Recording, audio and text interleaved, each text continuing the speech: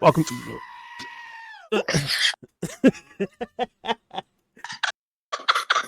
Welcome to the Yell Brick Road. That's right, YellBro. And today we're going to be talking about, we're going to be reacting to Dave Smith versus Dinesh D'Souza. Josh, turn your shit down. I assume they're, Josh. I assume they're debating. What are they debating? Iran or Venezuela? Oh, what is America First? With Judge Napolitano as the moderator. Before we get started, don't forget to share, support, hopefully donate to all the links in the description box. Also, please check out the Discord link if you want to join that. We're in that Discord right now, and all opinions are welcome except for Harrison's because he's banned for 24 hours. So please join up. I won't report you. I swear to God, I won't. And obviously, this video will be linked in the description box for Dave Smith fans that will tell us to shut up because Dave is destroying Dinesh D'Souza and yada, yada, yada, yada. So please, go watch it for yourself. You don't have to listen to us. You can go watch it for yourself. It's about education, right, guys? It's about learning. The way you want to. I think, no offense, I think we're a little bit more insightful than either one of these guys, in my humble opinion, because we know about the foreign policy stuff, but we can also add some other, maybe outside the discussion, foreign policy stuff, and also maybe some woo-woo, some philosophy, some psychology. You know, make it a little bit interesting. Without further ado, as Josh is like surfing, or I don't know what he's doing. He's in the ocean surfing. Let's play the video. He's throwing his meatballs around the fucking house or something. Oh my God! Like, they shouldn't be that hard. They shouldn't be that hard, Josh. Guys. Sorry. That's right. Don't worry. We're blaming Josh for all of that. Either way, let's start this video. Dave Smith versus Dinesh D'Souza. Here we go. Hey, don't forget Dinesh's apocalyptic end of the world Hi everyone, Judge Andrew about Gaza Napolitano here for Judging Freedom. Today is Thursday, January 15th, 2026. Welcome to this special edition of Judging Freedom in collaboration with our dear friends and colleagues at Zero Hedge. This is a 1 hour, more or less, debate between Dave Smith and Dinesh D'Souza. You probably know both of these gentlemen. Full disclosure, they each have been friends of mine for a long time. Dinesh is a well-known conservative writer who will be making the more conservative Trumpian, if you will, argument. Dave Smith is one of the premier defenders of libertarian principles. He'll be making the other argument. The question is, what is America first? Now, even and I'm snoozing. Sorry, but you can't say. I'm sorry. For a long Can I just say one thing? Yes, please. You can't say that he's the defender of libertarian whatever the fuck when he quite literally threw their libertarian candidate under the bus and supported Trump instead. I'm sorry. Listen. That's all. We can't have trans volleyball players, okay? So like, get out of Dave's way. Right. We gotta get rid of these, DEI hires and trans America. All right, let's continue. Here we go. Well, if Biden could be a Democrat, then he could be a libertarian. Fine, fair enough. All right, here we go. I'm in the case of Dinesh, probably 30 years. In the case of Dave, probably 10 or 15 years.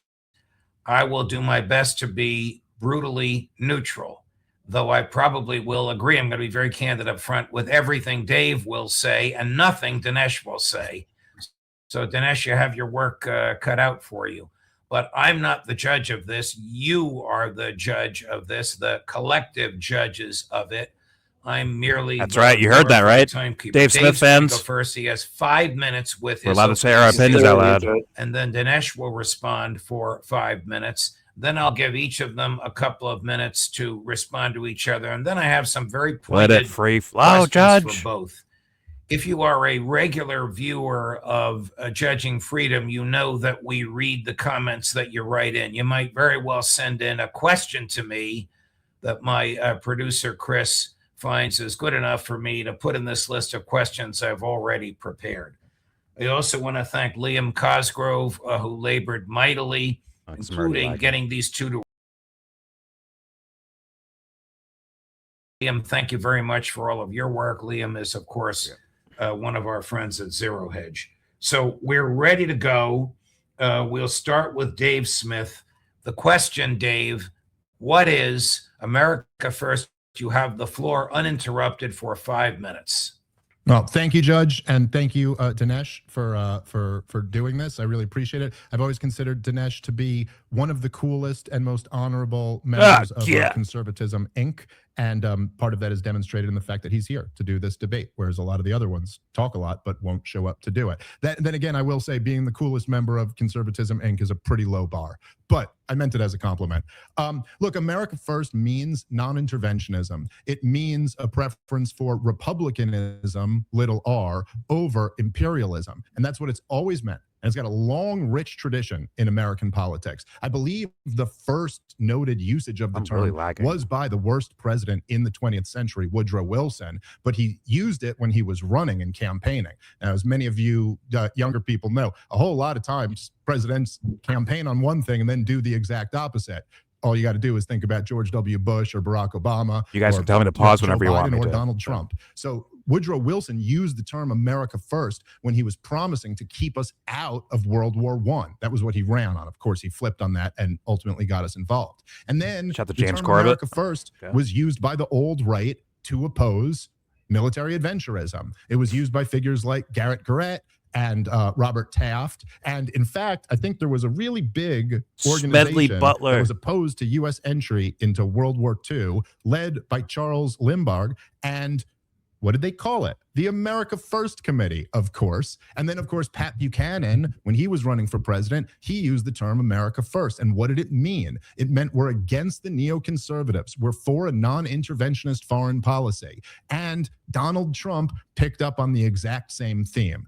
And he said he wanted to break with neoconservatism. He wanted to break with regime change wars. In fact, when Donald Trump was running for re-election, he bragged about no new wars. This was the entire credo. And so to try to pretend, as many of the hawks are now, that America First just means this vague something that's good for America. America First means toppling the Ayatollah on behalf of Israel, or America First means flirting with wars of choice and wars of aggression is nonsense. And that's never what anyone who's been using the term has meant by it. And in fact, all you got to do is go back to 2016 when all of the hawks who now are saying they get to define what Trumpism is, they all objected to America First. There's all types of great quotes that you could find from Ben Shapiro and Bill Kristol and them who said, we don't like that he's saying America First. That's anti-Semitism or something like that. But of course, their beef was always that they knew what the term meant. And the term meant that we're not going to go fight wars to make the military-industrial complex rich. We're not going to fight wars on behalf of Israel that are not in the interest of the United States of America. And that's what Donald Trump capitalized on. And that's what he's abandoned. And that,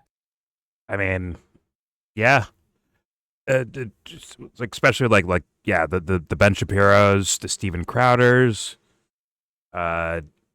those guys that typically support the quote unquote neocon style foreign policy. They were, it seemed like, at least maybe they're acting, maybe they're pretending, but the rhetoric they were using was definitely afraid of the rhetoric of Trump when he was running in 2015, right? They were worried, like, oh my God, this guy's going to actually start ending wars. At least they made it seem that way, at the very least. So thus, they're supporting the Ted Cruzes of the world or Jeb Bushes of the world. And yeah, that seems to be what happened. And now they flip because they realize this is our president, isn't it? He's our guy. Mark Levin's probably same thing. Unfortunately, a lot of people that are in the camp of like, we don't want these crazy wars and interventions and shit like that. A lot of them think that Trump is just like a kind of a narcissist or whatever the fuck. And thus they can just cheer him on so loudly that it'll convince him to join their side of thinking. When in reality, day one he walked into that office, the motive was to continue on what I would call devil worshiping policy in general. So yeah, you guys got played. It is what it is. Cheering him on's not going to help you. Appealing to his narcissism is not going to help you. He doesn't give a fuck about you. So that needs to be really called out. Also, shout out to Tucker Carlson for never really mentioning that guy's name in regards to all this. I mean, that's been one of the biggest hoodwinks of all time. Am I tripping? Like, from the assassination attempt to the campaign rhetoric, motherfuckers were enamored. In fact, people that call themselves lefties, quote unquote lefties, were like, man, maybe Trump is the real, maybe we should go with him. I mean, mass hypnosis. Like, people got fucking tricked. They got worked. But, all right, let's keep playing. Yeah, and Good? a lot of people made a ton of money Yeah. out of that. So Yeah. there's also that. But now they're like, oh, let's reveal the quote unquote, perhaps orchestrated assassination attempt or whatever. And it's like, oh, maybe it was all fake. And it's like, dude, there were people making videos and like talking about this stuff as soon as it happened, but you poo-pooed them. Yeah. And actually called them conspiracy theorists and dismissed them because it was more profitable to support Trump. They saw the numbers tick up, the average viewers going up. Holy shit. We found the formula. But now they get to be the biggest detractors and offer us the solutions after they got tricked so fucking hard. Or maybe they didn't get tricked. That's the other theory you have to like consider. Right? Yeah.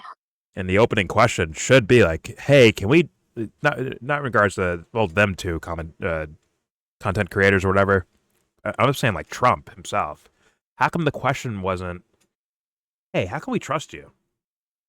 How come it was mostly maybe about Biden or Democrats or culture wars and fucking trans everywhere, protect the children, Epstein, whatever they can come up with, they were saying it. And it's election fraud. Exactly. Hunter Biden's laptop. Like it. Why would they shoot at him if he's like, a bad guy? If he's one of them, what would that happen? Or why would CNN shit on him unless he's like the good guy, the real deal? It's like that logic put you in fucking trouble instead of just simply asking questions. And when you realize you don't get answers for them, either from content creators or Trump himself or Trump supporters, then it's like, oh, okay, so we're stuck with a mystery here, and I can't risk it. I can't risk what can happen when these guys get full-fledged, bow down, fucking do whatever the fuck you want power. You can't risk it because we've seen what happens. And now, after like basically a year in, yeah, you see what happens. Yeah. Which is, once again, not an endorsement of Kamala Harris, obviously. No. But it has to be said for some reason, Sebs. It is what it is. Like, some dingbats don't get it. And that's fine. It's just, it's annoying that it's like, those are even the choices. It's like, you can walk away from everything. But for some reason, if you're not with the people who are very enamored with one side or the other, it's like if you say these things, it's like, oh, so you want Trump, or like, oh, so you want a Kamala? I don't know. It's kind of, oh, I'm sorry, like I'm not as like stifled in my ideas and like different solutions. I'm not stifled by, I don't know, some sort of identifying with one party or another. Yeah. Well, simple. I just think it's silly. Simple philosophy looking at the term duality and transcending dualities. Just simple shit like that might help you out, but before I hit play... Well, yeah, or just like... Good. And it doesn't mean that I don't understand why somebody could endorse either one. Like, I understand the people who are just like, I want Trump out, so I'm going to vote for Biden. And I understand the people who are like, fuck the entire thing. Let's just put this fucking buffoon off. Like, I get that. So it's like, I can hold that tension. But I just think that the fact that you can't hold that tension is the collapse, right? Like, that's the problem, in my opinion. Yeah. And just for audiences to understand, all three of these fools voted for Trump, as far as I understand. Definitely D'Souza, definitely Dave Smith. And I'm going to assume that Napolitano also voted for Trump. I'm just going to assume that. Forgive me if I'm wrong, forgive me, but I have to, right now, I just believe that. And it's like, now they're... And it's almost like, well, that's the thing. It's like, you have to have endorsed one of these idiots, like whether it's the Kamala or Biden or Trump to like have a conversation with these people. That's the part that's really annoying me. It's like, it's almost like, oh, like unless you do one of these things, like you don't get to like sit at that table. Exactly. Do you know what I'm saying? Like because whether it's Kyle Kalinske or this Dave Smith, unfunny comedian, either one, like whichever spectrum you're coming low from. blow. How dare you? It's like, I'm sorry. It's true. I just don't think he's that funny. Sorry. Sorry. Podcast comedian? I don't know. Regardless, it's almost like you have to have endorsed somebody from one of the parties in order to participate. So. Very, very interesting. It's just ironic to see that. Once again, I'm not even trying to hardcore shit on these guys, but like they did fall for it to some degree. D'Souza's still into it. These other two guys probably feel like they got tricked, but either way, you guys fell for it. And it's just like, now you're here providing us the conversation that's needed to figure out, like, hey, is Trump legit or not? Or what is America first, right? And did Trump follow through with America first or not? Like, we should already be like, this guy's full of shit. And moving on to the next, like, actually, existentially, maturity-wise, moving on from that. Like, yeah, we can't get caught up in this shit ever again. But here we are. No, but they just find a different web to spin, right? Where it's like, okay, the real question is, though, like, what is America first? It's like, that's the real question. That's, like, the opening question? I think that's the actual main topic, to be honest with you. I think it is. Oh, sorry. I think that's the main topic. What is America first? Oh, I'm so sorry. I thought that was just like they're going to move on to something more I'll be serious. honest. I didn't read the caption I just heard Dave Smith's going to debate Dinesh D'Souza. Okay, let me find it. Then you see the caption, like, okay, it's actually about what is America first? Okay, guys. But I'm sure it's going to turn into Trump stuff or whatever. But all right, No, I understand. But you see it's exactly like what you said, though. It's like, okay, then the question becomes not like, oh, how did we fall for this guy, or what do we do differently? Like the the meat and potatoes, but rather like just more frill. Like, well, okay, so let's really define America first. It's like, no, like this guy's fucking murdering people on boats and like overthrowing people, like warmongering with Iran. Like, that's hello. Well, I hope those things are brought up, but let's find out. Here we go. Okay, go ahead. Is why there's this huge split on the right wing between the people like me who wish to be America first and the people like Dinesh who evidently, although he admits what t-shirt are you completely wearing? Wrong to cheerlead the war in Iraq, has not learned his lesson from that and is still flirting with more wars of choice. That's all. Thank you, Dave. Dinesh, your opening statement, which if you wish can include a response to what Dave said, but he used about 3.5 to 4 minutes. You have your full 5. Glad to be here. I always enjoy debate formats, and this is a very important issue because it goes to the heart of the future of MAGA, not just in the Trump era, he is so cannon fodder, isn't but he? beyond. He's the guy to hear. He's here to eat rotten tomatoes, understand America first, and rotten fruit and vegetables. Literally, they can't even hook him up with a real camera. He's using the fucking camera on his computer and shit. You know what I mean? To me, he's a boomer, bro. Let him go. Believed what people thought in the 1930s. Or I was 40s literally going to say this is like what my dad term. looks like on the. I think that the popularity of America first is because of the general sort of like looking down on him of the camera. Yes. In other words, we live in America. Our allegiance is to America. This is our country, and our patriotism is based on an attachment to our country. Now, our country has ideals, and it also has interests. So what are our ideals? An attachment to a constitutional republic, we say that when an they want to fuck attachment people to freedom, by which we mean things like freedom of speech, freedom of assembly, a government that is accountable, at least in some procedural terms, to the people, free markets. So these are our ideals. But countries also have free markets. And interests have to do with things like this guy has a lot of oil and we could use some of that. And this country has rare earth minerals and we could use some of that. So quite apart from our ideals, the truth of this it is the first we are a person powerful defining country in the world. By the way, interest. very different than... I've asked that so many times. What do they mean by interest, right? And this is the first guy I hear like explicitly saying interest means this. It's like, well, that guy got some oil, you know? And we can use some. That is ridiculous to say out loud. That's ridiculous, right? Like, it's like, wait a minute. This is like some movie shit. The fuck? Well, I actually went to the government website and I was looking. I was like, what the fuck are they actually saying, right?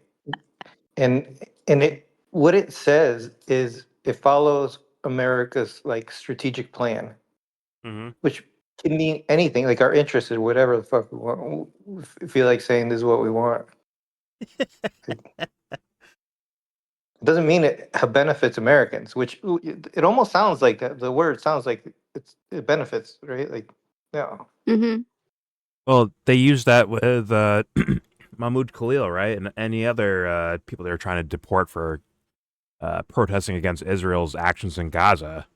It's like, well, how does that even serve Americans at all? But yet, nonetheless, the narrative was they're working against U.S. interests and national security. It's like, well, how the fuck does that make sense? For talking out loud? Like, come on. It's ridiculous. It is ridiculous. Right? Meanwhile, Americans are like all masked up, right? You know, fucking doing their protest stuff, right? But these guys, like, they put their faces out there because they're kind of like spokespeople. Well, not the girl from Tufts University, not her. She just wrote an article. Apparently, she just wrote a fucking article. But the Mahmoud Khalil guy was like kind of like a spokesperson between student and staff, right? Pause. Yeah, like a liaison. Yeah. So thus he's showing us this clean cut guy. Seems like he lives like a clean life type of person. And he's like a big old wanted poster style shit was done against him for saying the wrong words out loud or trying to mediate between the ideas of the students and the ideas of the staff and the people that work there, or even the state or government or whatever the fuck. And it's just like, yeah, this is how you guys get down. And your excuse is what? U.S. interests? Okay. It's laughable. It's laughable. But all right. Yeah. Let's continue. There we go. We were at our founding.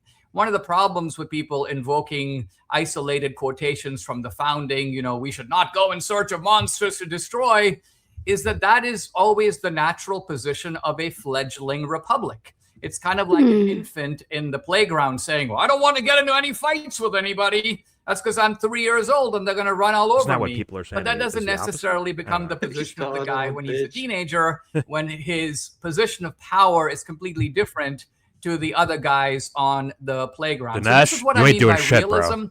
Realism is taking account of the fact that we are a powerful country today. We have ideals and interests, and we live in a hostile world.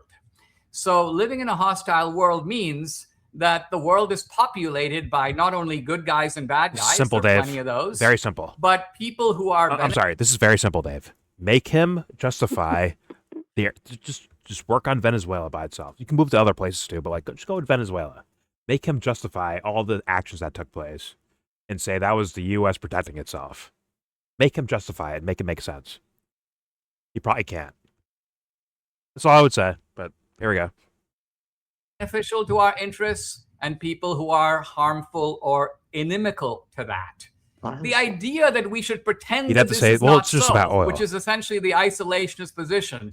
It's closing your eyes, sticking your 2 forefingers in your ears, and acting like you're the only country in the planet. This is illusion and this is idiocy. Why? Because the bad guys of the world will never leave you alone. The bad guys of the world recognize your top dog. This little guy is scared. GNP. But he's got the big brother. The world's sole superpower. They in fact would kick their ass. You flat on your back They make complex alliances. So who is this guy? The BRICS alliance. Let's come There up it with a is. different Dinesh currency and D'Souza. undermine the dollar. They have all kinds of currencies.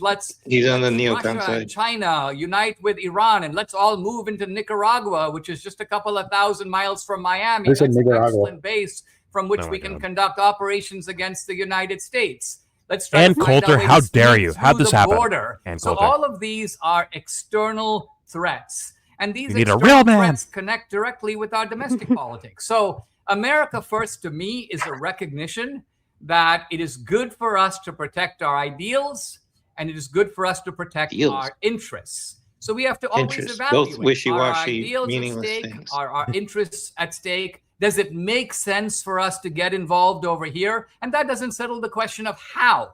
Do we send troops?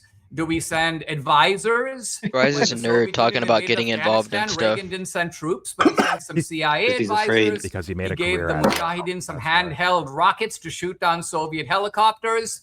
And the effect of that was to ultimately weary the Soviet Union. But he feels drive it out of he's on the Afghanistan. powerful side, That so he supported can our ideals.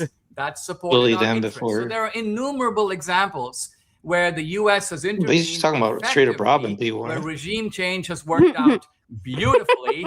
And the counterexample generally It's a relies dweeb on a getting single grown case. men and Iraq, grown women to Iraq, go out and Iraq, do and Iraq all over shit that they again. shouldn't That be only doing. works for people who have essentially a 2 decades. I'm view always of history. surprised when I see Okay, we're someone who gonna looks stop like at more this of a point. We nerd than stopped me. at exact- All right. Here's the thing. Nerds are fine. Dinesh is a fucking dweeb. Let's just be honest about that. Exactly. But, He could play like a live action, like Cecil, the turtle. what? He's a fucking twerp. You mean Franklin? Maybe. Oh, I have to leave and come back. It's fucking lagging. I fucking hate this, man. That's so fucking annoying. What is this conversation about? I just joined back since you said you were starting up the video.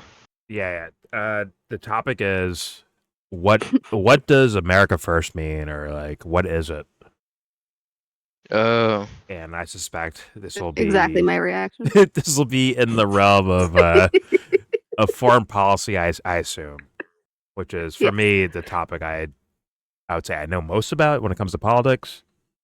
I think it's foreign policy, even though I'm not even great at that, honestly. But whatever, I'm better than Dinesh D'Souza. I'll say that. Just call him I think potato I from now know. on. I think I know what America First means to like regular people, like people with rhetoric, and also what it means to like people who are like in the elite class. Mm-hmm. Well, it is. It's different meaning to different people. I'm sure Nick's version is like in between their ideas too. Like, God. But I think people with like the rhetoric will try to convince you like the people in the elite class like mean like the same thing as like the people like the poor people mean by like America First. Oh, they slowly turned it. Dude. Remember when Trump first showed up? I remember this very distinctly. And he's like on the campaign trail, and he's debating Hillary Clinton, and it's drain the swamp, and it's we're taking down the bad guys, the elite that have been fucking robbing you your whole lives, and all that shit slowly turned into jobs, the economy, like almost like typical political rhetoric, right? Infrastructure, Bullshit, immigration, political ancillary stuff. Yes. So when the initial idea of America First was probably thinking like, yeah, we're gonna get rid of these fucking. I mean, I actually like one of the no more NAFTA. Yeah, a big idea back then was kind of like, these rich, filthy rich pedophile guys are gonna go down, and I mean that like in a quasi mainstreamy way. Maybe not on the news every night, but on the internet, that was basically like a main story. The Clinton body count. Remember all that shit was like all like being Oh yeah, Clinton kill count. I remember that shit was popping. Yeah, that shit. These ideas were just out there. The WikiLeaks stuff, the Podesta emails, October surprise stuff, like all that shit was out there, right? And he slowly dialed it back to be like normal ass Republican. As in, like, Lindsey Graham, as in, like, George W. Bush, Dick Cheney, like, Rumsfeld, like typical fucking Republic, slowly tuned the fucking dial back to be that, and motherfuckers followed him there. They followed him that direction, and it's like holy shit. Yeah, Trump. That's Trump. Or sorry, the image of Trump did that, right? I'm sure he has like speechwriters and motherfuckers that tell him like, "Yo, we're doing this." I'm sure he has a bunch of bosses and teammates and shit like that. But like, there was a fervor that I understood initially. I'm like, oh, I understand why you're thinking that way. I get it because you're tired of the way things are. A lot of people were like, "Fuck it, let's just take a chance." But some were like actually dedicated. We know a couple of them. I understood it too. I gave them the benefit of the doubt, but bro, not no more. Not ever since 2020. I'm like, come on. I mean, as soon as for me, I mean, I heard about his first operation where he killed an American citizen. That's a little girl. Like a little girl died in one of his first operations. I think in his actually very first operations as commander in chief that he gave the green light to. But most people won't hear about that, right? But the Syria, I didn't know about that until I heard you guys talking about it. Like all I knew was about like the 16-year-old that Obama killed. I didn't even know he killed a 9-year-old. Yeah. Trump killed a 9-year-old. The Alawaki girl. Yeah. But after that, there was like a big IQ test, which was Syria. When he's like, "Oh my God, Ivanka called me." And she's like, "Ah, the babies, the beautiful little babies, poor babies. We got to bomb them now." And I'm like, I remember this. Me and James were watching. We weren't live or recording. We were just watching it on a laptop. We were like, "Yo, where's the fucking evidence for this? Like, can you prove this to us?" Instead, they're just like showcasing images. Remember the little boy with like dust covered little boy? Remember that shit? They're selling images like that, and then fucking Mattis, right? Mad Dog Mattis gets out there like, "Yeah, we need to take these actions, or we did take these actions," and he doesn't give a reason for it. He gives a reason, but no evidence behind the reasoning, and it's just like, shut up, we're bombing them. Even Alex Jones was like, "Yo, fuck you, Trump. I thought you were different." Right? He was ranting. Tucker Carlson too. I don't remember Tucker's reaction, but yeah, I remember towards like the before the 2020 election, he was like one of like the only like MAGA people that was like, "Oh, you're fucking like pulling back on your promises. You're fucking with Syria. Nobody should vote for him." And then in like no, actually, yeah, it was 2020, but then in 2024 he like switched up on like being real, like as real as like I think he could be. But then he was like, he just like switched up on like his stances because Biden's so bad. Oh, look at that. I mean, hey man, like Trump's saying the right words on the campaign trail again. And now we're falling for it again. It's incredible that fucking three happened. times. I have to call that mass like hypnosis. I think the whole MAGA Trump, like that was actually hypnosis on a mass level, like a lot of people. And it's just like it really was, considering the fact that like he was like Trump literally said himself, like I mean these people were all about like the deep state and like the politicians being controlled. Considering the fact that hold on, give me a second. Very good. All right, considering the fact that these people were all about like the deep state and like, you know, the elite controlling like the politicians, Trump literally said himself that like, "Oh, I give them money and they do what I want." And it's like, why would you think a guy that was like sent down from that like that class of people would ever be on your side? Like, I don't get it. I mean, yeah, I agree. And there was like the inside baseball stuff of like his campaign donations, you know, major hotel fucking runners and fucking Vegas and fucking Israel and all this shit. Like big money motherfuckers showing up to give him money. And it's like, hey guys, once again, I don't use money as such a barometer, but like sometimes things are just patently obvious. And like especially based on his first term, where it's like, yo, this is fucking clear as day what he's doing. Clear as fucking day. And motherfuckers fell for it because I guess Biden or Harris were that bad. in their minds. But all right, let's keep it moving. Here's more of, I guess, Dave Smith's response to Dinesh D'Souza. Here we go. Exactly 5 minutes. Dave, I'm going to give you 2 minutes to reply. Okay. Well, first of all, the John Quincy Adams quote that you mentioned when he said going around the world looking for monsters to destroy, he said, we will become the dictatress of the world, but we will lose our own soul. So he certainly was not saying it's because we're weak. He even predicted at the time that we could dominate the entire world. His point is that we would lose those ideals that you're speaking of. And even when you say this, Dinesh, like, it's nice that you say that the Constitution and free markets are one of your ideals, but you've destroyed these ideals. You and all of Conservatism Inc. They're currently asking for a $1.5 trillion defense budget. The Constitution does not allow us to be an empire, and the Constitution is what created this federal government. And all of the politicians put their hand on a Bible and swear before God and all of us that they don't believe in God. it. And all these wars are totally illegal. Donald Trump was not repelling an invasion. Or at least not in Venezuela or in Iran. He had all the time in the world to go to Congress and get permission, but he didn't. And as far as sitting there and saying the isolationist or the position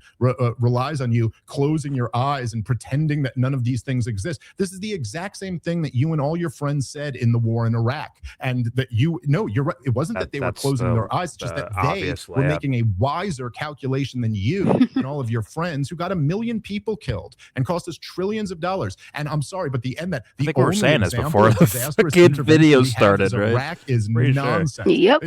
We go back to the 50s in Iran and Guatemala, where we overthrew the commie government and hundreds of thousands of people died there. You could look at Ukraine. You can look at Libya, Syria, Somalia, Afghanistan, Yemen. We got examples all over the place of this thing turning into catastrophes. But every single time that you guys want to sell us on a war of choice, a war of aggression, you just say, you don't understand how complicated the world is. You don't understand the threats that we have. And then you all have your plans about how Chalabi is going to be embraced and we'll be greeted as liberators. And every single time it blows up in our faces. So I just think this is totally you're saying a lot of things that sound nice. Our faces, maybe. But the onus is on you. And the onus is always on you if you're going to launch a war to demonstrate how clearly you know that this is going to work out well. You guys just launch them so haphazardly, even when the last 6 that you've supported have blown up in your face. It's truly unbelievable. I can't believe you're here still advocating for it again.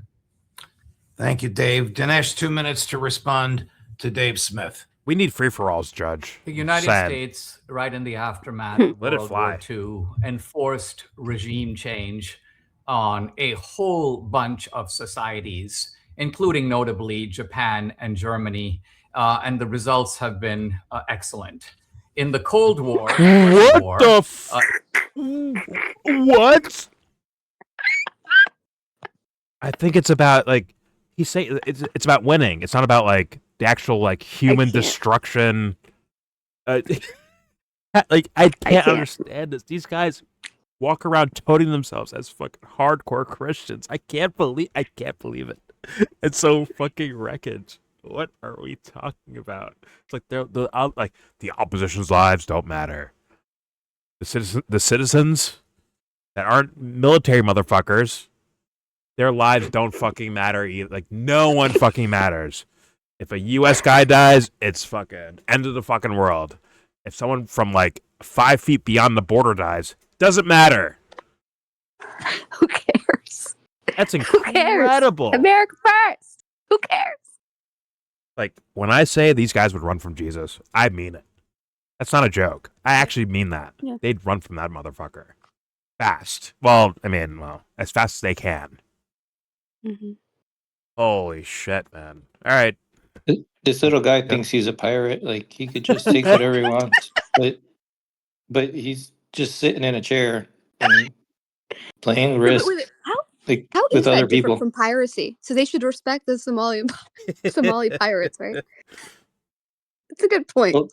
Well, the reason why those pirates aren't right is because they lose. So we have a bigger army. Yeah, true. You heard his opening statement.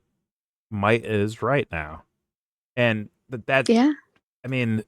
I hate even using that because it sounds kind of tacky, but that is what these guys are saying. And guess what? Guys like Nick Fuentes are saying that as well. But they're like, "Yo, Dinesh, get the fuck out of my country." This guy's full American, right? Dinesh D'Souza. But Nick is like, "Get out of my country, though." It's like this is what they're like. We're the weakest people wanting to, beat up others. It's because the stuff Nick and all those guys say, it's very similar to these guys. It's just that they don't want the brown people there to say it. It's like, oh, but I'll take it a step further. Like I'll I sound more Nazi than you.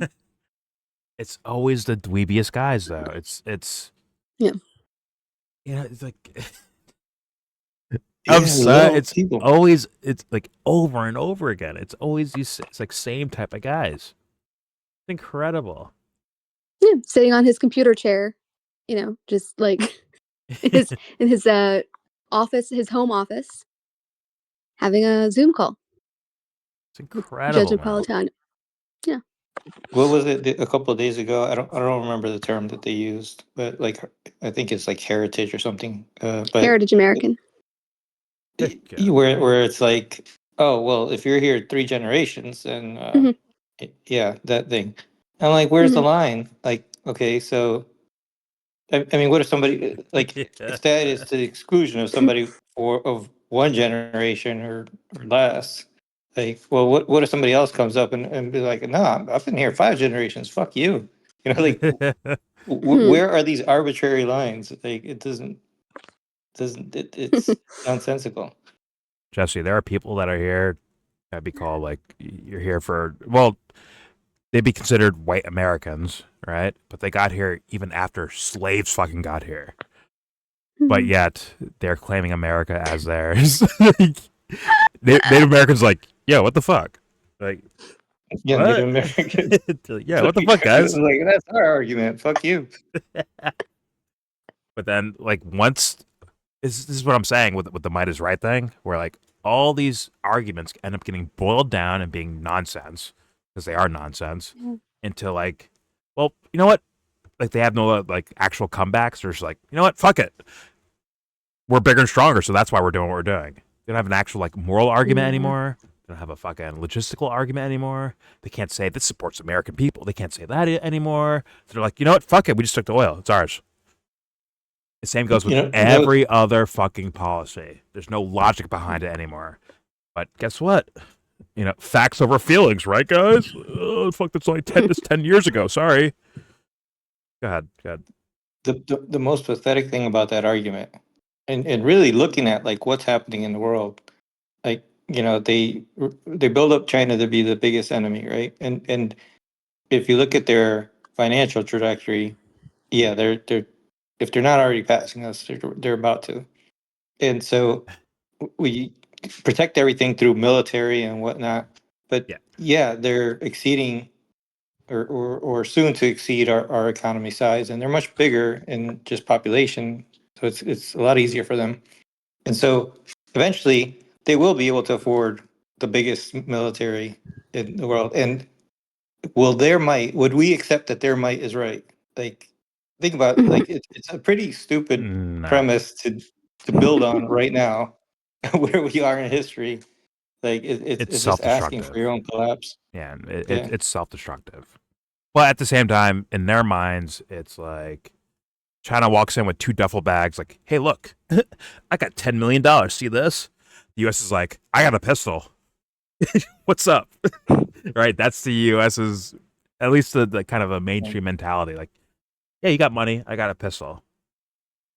You're gonna throw the fucking cash at me? What's that gonna fucking do?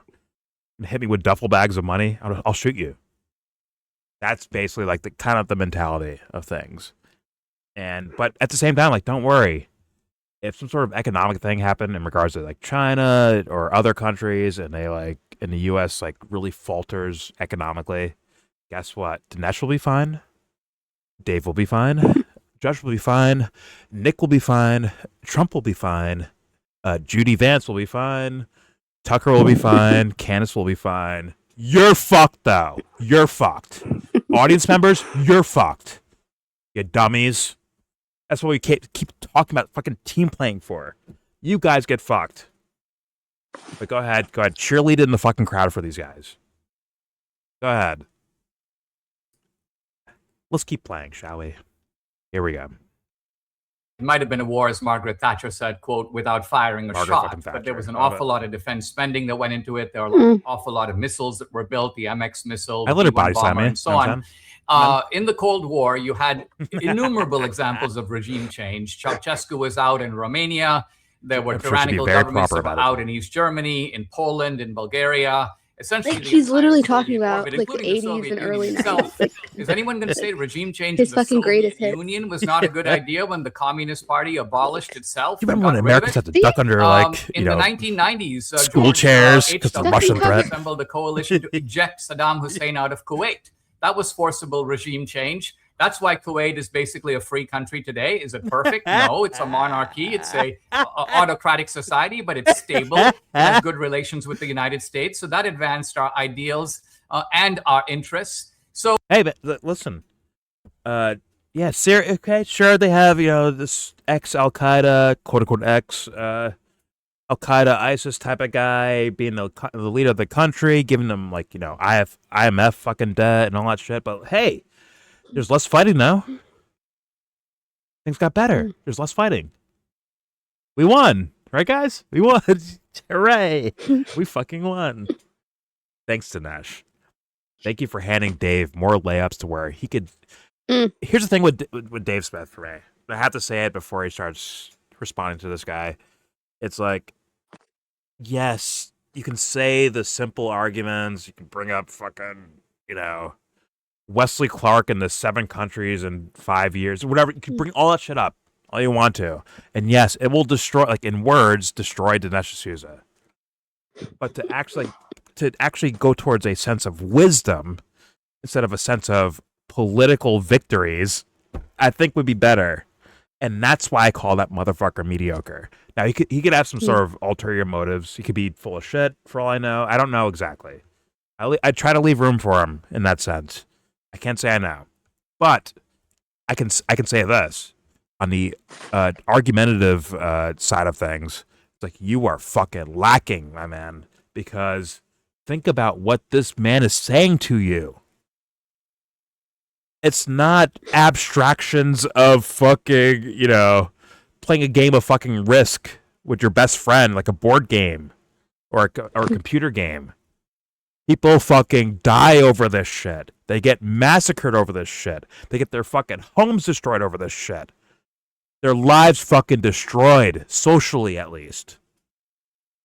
It's that serious. Take it that serious. Don't make it a fucking thing where you're about to win. I'm gonna destroy fucking Dinesh D'Souza. Fucking 7 countries in 5 fucking years. We all know this shit already, Dave. Get to the fucking wisdom. I beg you to. And by what I mean by wisdom is like, what do you really mean? It can't be all about logistics. Like, hey, there's going to be some blowback for this. Why do you care to stand up against this, Dave? That is the wisdom right there. But he never really fucking presents it, does he? And that's my fucking problem. No. That's my problem with Dave Smith. He's doing analytical, fucking cursory political shit. Forgive me. No, but I was going to say, I think people like that maybe think that showing any sense of like vulnerability or like it's like a taking an L or something. I don't know. That's just what I see. Yeah. What's our fucking point then? Exactly.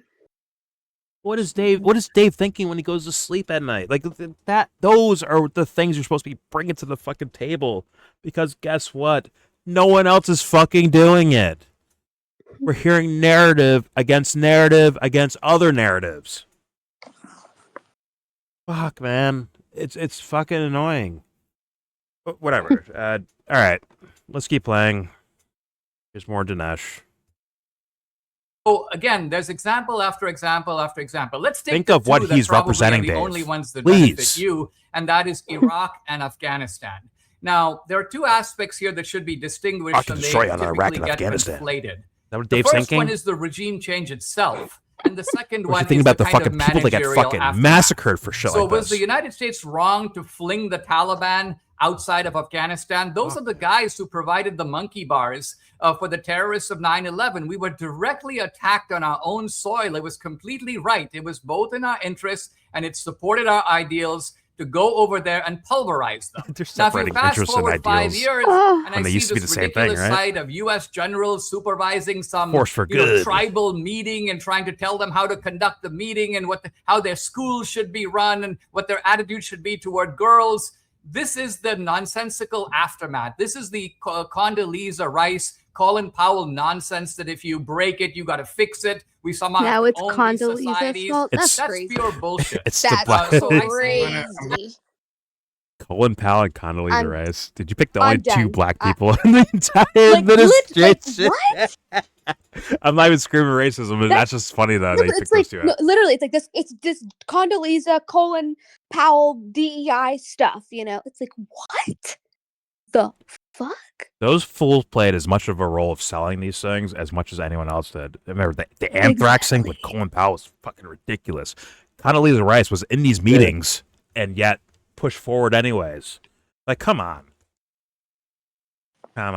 He's doing the nation building argument versus like, get the U.S. interest shit done right. Get that done right away. Yeah. Versus like, oh my god, the DEI. The TI help these poor people out. That was our real mistake, helping other people out. It's like, holy shit. Our real mistake was trying to, tell them how to run their schools and stuff. It's like, you think that's what they were upset about? When we bomb them, shock and awe them. Yeah. Just leave it. Just leave it. That's crazy. Just keep it moving. Condoleezza Rice stuff. Okay. And let him cook, I guess. Funny enough, remember Trump in the debates with Jeb Bush or Ted Cruz or whoever, it's like, yo, you got, like, maybe not Ted Cruz, but like, yo, Jeb Bush, you guys fucked up with this whole Iraq thing. You fucked up. What we thought, well, maybe not me, but like what the fans thought at the time was like, oh, he's saying like, yo, these interventionist wars are bad. What we actually find out is that you're supposed to bomb them and just be done and move on to something else. Apparently. Yeah. Just like they've been doing, like, kidnap the president, move on. Now we move on. We're good. Mm-hmm. Holy Christ, that is ridiculous. That's right, I'm zooming in. Sorry. All right, here we go. I'm going to stop you here. Change and no to the aftermath. I can tell from the look on your face you want to respond before I start with the questions, Dave. Go right ahead, please. 2 minutes, more or less. Well, okay, so Dinesh points out the successful regime changes in Japan and Germany, but what he leaves out there is the tens of millions of civilians that had to be slaughtered in order to do that, and the decades and decades and decades of military occupation that followed. And so if you're telling me that anyone in the United States of America has the stomach for anything like that right now, we both know that's just completely even if you get past the little pesky morality of it, there's just no way that anyone has the stomach or the political will for anything like that today. And of course you can say that the Soviet Union or the Cold War was a war, even though it was just defense spending, but you got a yada yada over the millions of Cambodians and Vietnamese that were slaughtered in those wars. And then to talk about the Soviet Union dissolving, I mean, okay, you could say that is a regime change, but we're obviously talking about like US-led regime change wars here. And like I said, look, first of all, we went and pretty much took out Al-Qaeda's terror cells in Afghanistan by Christmas of 2001. It was mostly done with CIA and special ops. And then we fought a 20-year regime change war against the Taliban. And so if you want to say that the problem isn't overthrowing the regime, the problem is sticking around and nation building, okay, but we didn't do that in Libya. We just completely destroyed the place. And we didn't do that in Syria, and it looks like that place is on its way to being destroyed too. And yet the fact is that if you're going to do a regime change, well, the only way to really have a say in what government follows is you have to militarily occupy the place. But if you want to go around, if you, again, like I gave you a whole bunch of examples and you're saying the only one I really have is Iraq and Afghanistan, but of course, Libya is an obvious other example. Well, yeah, we didn't make any of those mistakes that you suggested. We just destroyed the place, and there's open air slave markets there to this day. I mean, you guys at this point, I'll wrap up. I'm sorry, Judge, but you guys with your regime change, philosophy, you have a Holocaust's worth of dead people on your conscience. Dinesh, how does the United States gain? Okay, before he does that, I have to leave and come back real fast.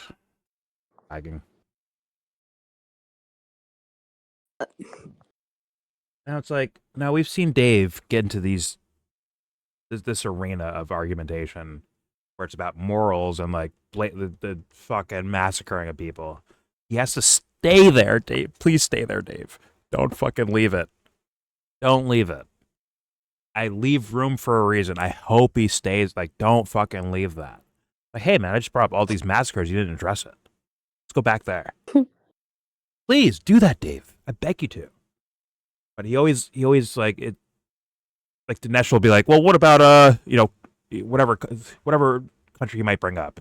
Well, the Maduro thing, like that worked out. No one really died. Like, only 80 people died. Whatever. Not a big deal. We won. And we get the oil.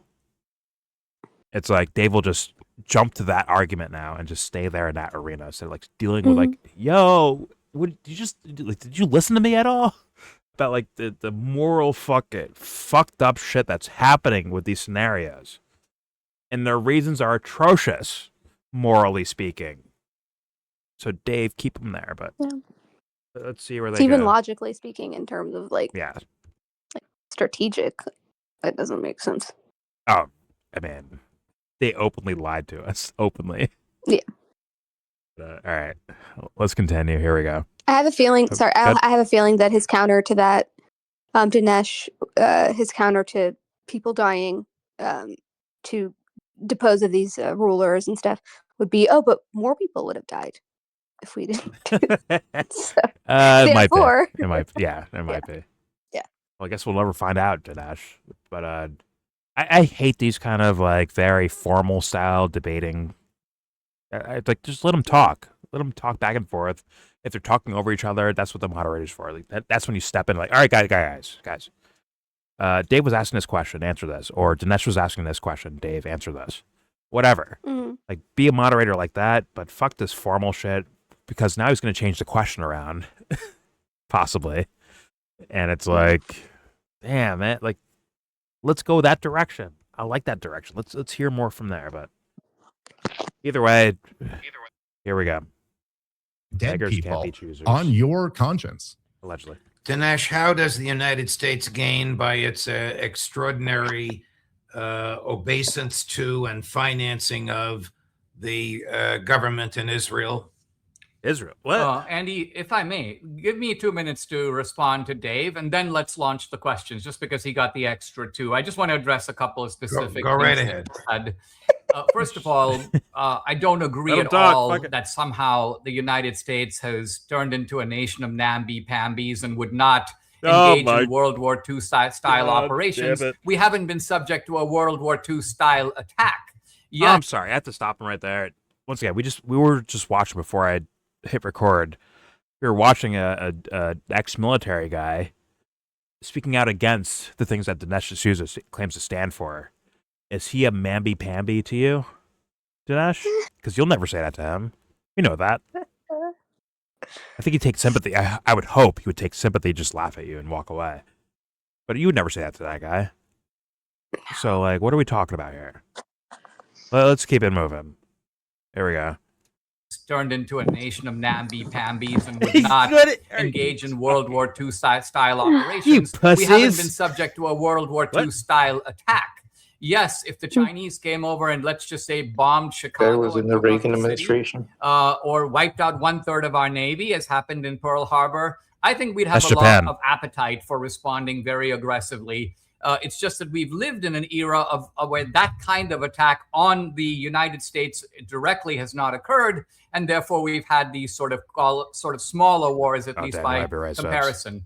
I think you totally misstated the history of what happened. What's going on? I was on the phone. I'm sorry. Oh, you're good. But real quick, I think you're right, Seb. Where he's like, because of our military excursions, that's what stops these guys from just bombing our homeland in a way. Yeah. Right. So he's like, gotta justify. Yeah. Literally. If we didn't do anything, they'd just fucking take advantage of it and fucking run. Which is, I mean. Listen, China. I'm not some fan of China or Russia, so I'll leave room for that possibility for sure, that they might try to do something in regards to growing their empire or whatever the fuck. But like, still, he's doing this out of bullshit. Sorry, Dubster. Go ahead. Yeah. understand Dinesh D'Souza's answer is preemptive strike?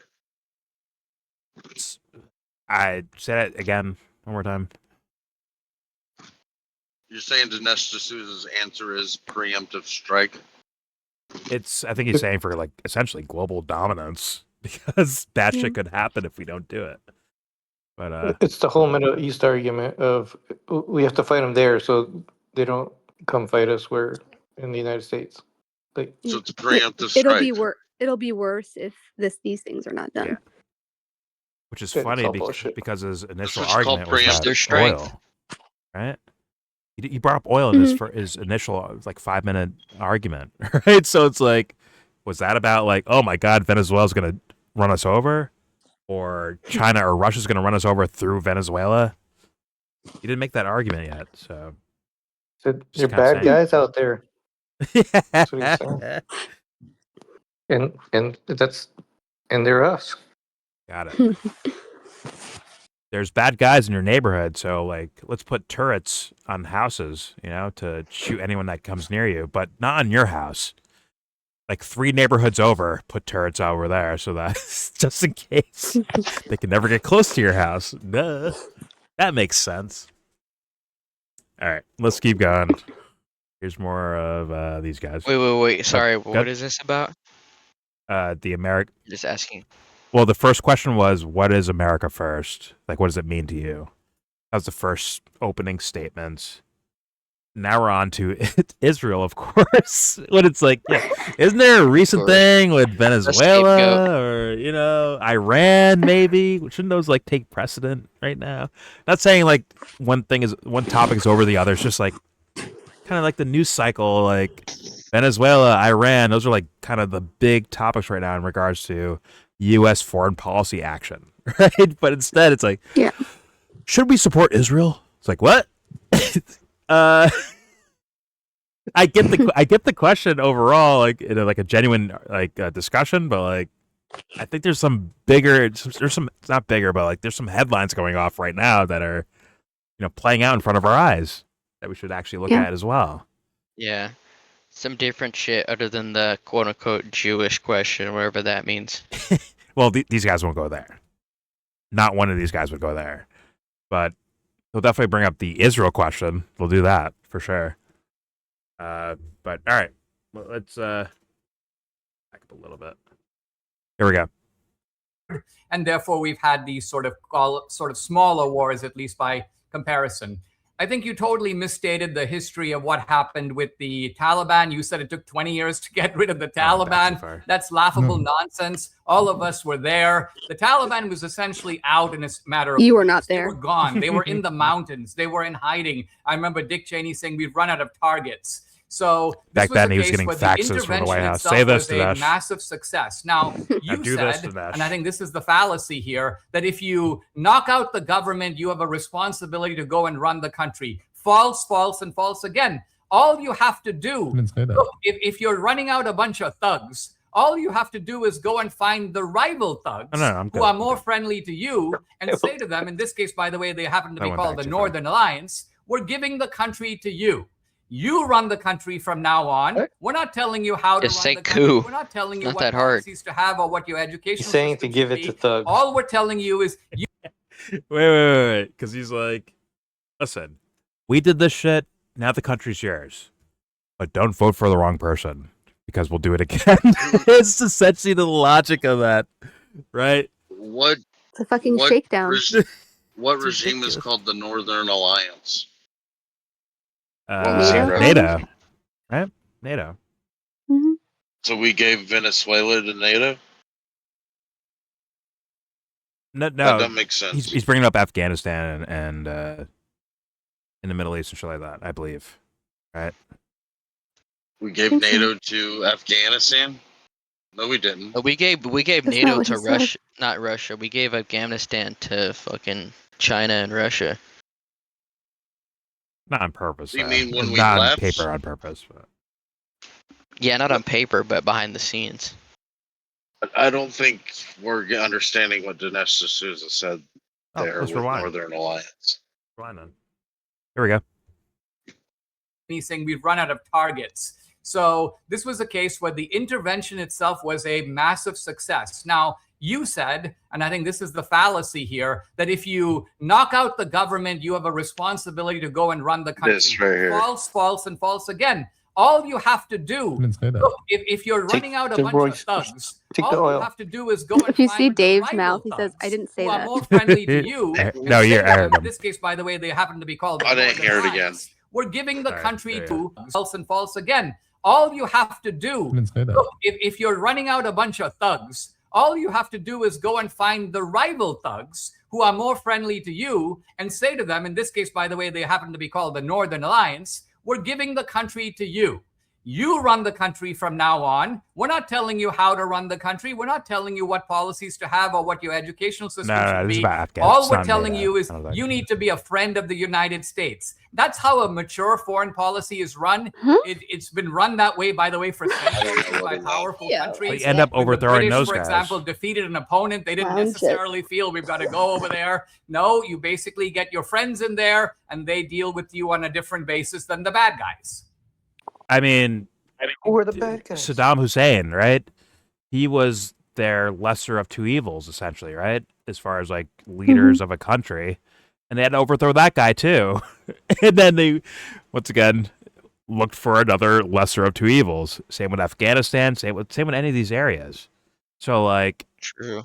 I mean, he's making the case for the moderate rebels that Obama was doing, where he's like, "Oh yeah, we're gonna go find the guys that are opposing you, make a deal with them, and then they'll fucking overthrow you. Yeah. And then we don't care what they do after that." He's literally making a case for the Obama, like moderate rebels thing. Well, he's making a case for overthrowing the United States because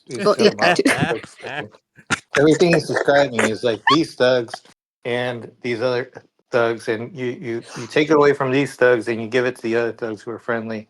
So you're not really helping them, right? So friendlier. He did say for the resources. So it's about thugs. So like, where does the United States play among these thugs? They're just a bigger thug. So he's also admitting, like, yeah. America, we're all right with the mob. Just you know, it's the mobs we select. It's not all mobs. We're the top mob.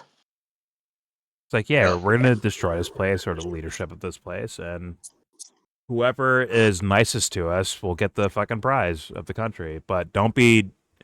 Listen, you got to be nice enough. If you fuck up and go a little bit too far out of our zone that we want, we'll overthrow you and do the same thing again. We'll find nicer thugs to work with us instead.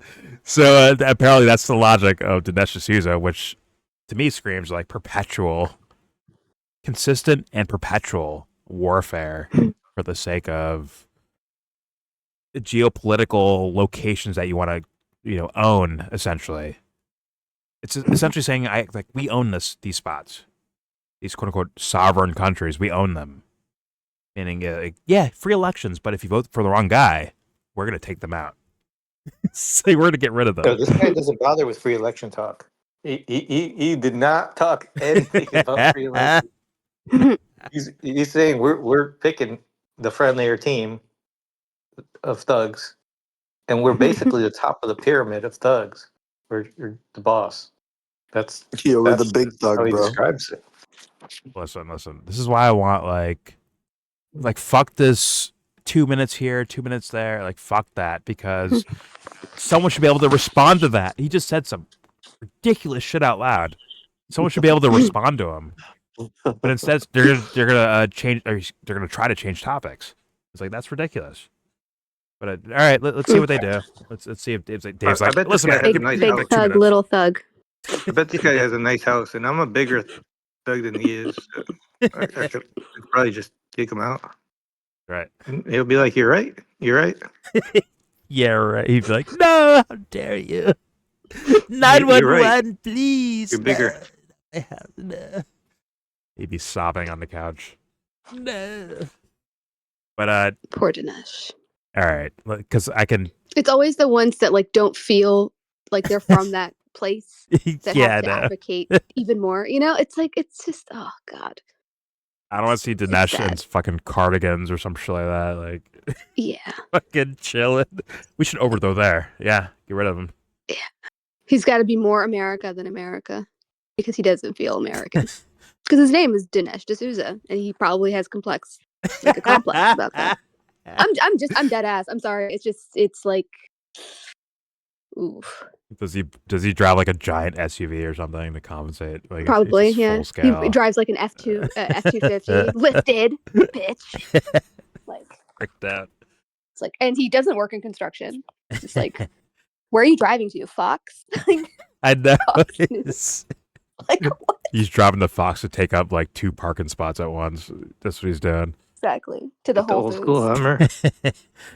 But I can. It feels like it smells like Dave wants to respond to that, but like, I think he's gonna just say, "All right, let me just answer the next question."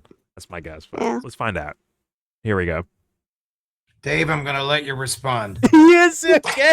Well, look, I mean, just to say that this is a mature foreign policy. Let him By go. the way, I just never said, it was just blatantly not at all what I said. I didn't say if you depose the leader, therefore fuck you, Dave. You buy it. The idea is, Dave, don't go around deposing the leader. And to sit here and say that this is a mature foreign policy, like it's a yes. So we're sitting here. So currently, we have a white hot war going on in Europe right now, which is a proxy war between all of Europe, the United States of America, and the biggest nuclear power in the history of the world. And at that point, where Donald Trump has been unable to bring this war to a close, which he promised to do on day one, he's been unable to do that. So at that point, we're going to start flirting with multiple wars of choice, wars of aggression, wars where we have not been attacked, that we do not need to fight, that risk catastrophes. There's nothing mature or wise about that. Why is he nodding his head? This is a result of living in an era of decadent elites where the most unimpressive have risen to the top. And there's absolutely no Dinesh is one of them. Of serious conservatism and I think you're another. Or right-wing thinking. Sorry. I think you're another one. To make at this point in history. Start attacking and flirting with wars of nations that pose no threat to you based off lies. All of them based off lies. There's no maturity in that whatsoever. Briefly answer, if I may, and then we can do questions. I'm Judge, just trying to keep let him go. Fuck the timing here. Look, fuck the clock. So I strongly oppose this Ukraine war, and in no way do I want to take the position that I'm defending every He's going to call it Biden's war, isn't it? In fact, I think a key aspect of this debate is to ask when is it appropriate for the U.S. to intervene at all? So my view is that we should intervene only when both our values and our interests are involved, when it is to our benefit, both in terms of values and in terms of interest. So let's take Ukraine. We may have certain common values with Ukraine. A little hard to say, but let's say we did. We really have no interest over there. It's a very distant country. It is on the Russian border. It comes out of the debris of the Cold War. So based on what he's calling interest, they definitely do. Now contrast this, for example, with Iran and Venezuela. Venezuela has been a staging operation ground for hostile powers for 20 years. There are Iranian radicals sitting in the Venezuelan parliament. There are Chinese operatives in Venezuela. There are Cuban bodyguards guarding Maduro. So the idea that somehow there's this sort of innocent nation operating on its own and we just go over there. Iran is the center of problems for the United States since the Iranian Revolution. Radical Islam has for the first time got a hold of a major state. It's difficult enough to deal with ragtag operations like ISIS and Al-Qaeda, but when you have a powerful country, 90 million people, very smart, possibly nuclear capacity or certainly nuclear potential, you're dealing with a serious threat. There's no other way to look at it. Dinesh, how does the United States gain? What does the United States gain from the billions of dollars it gives to and the utter obsequious behavior it shows toward the government of the state of Israel?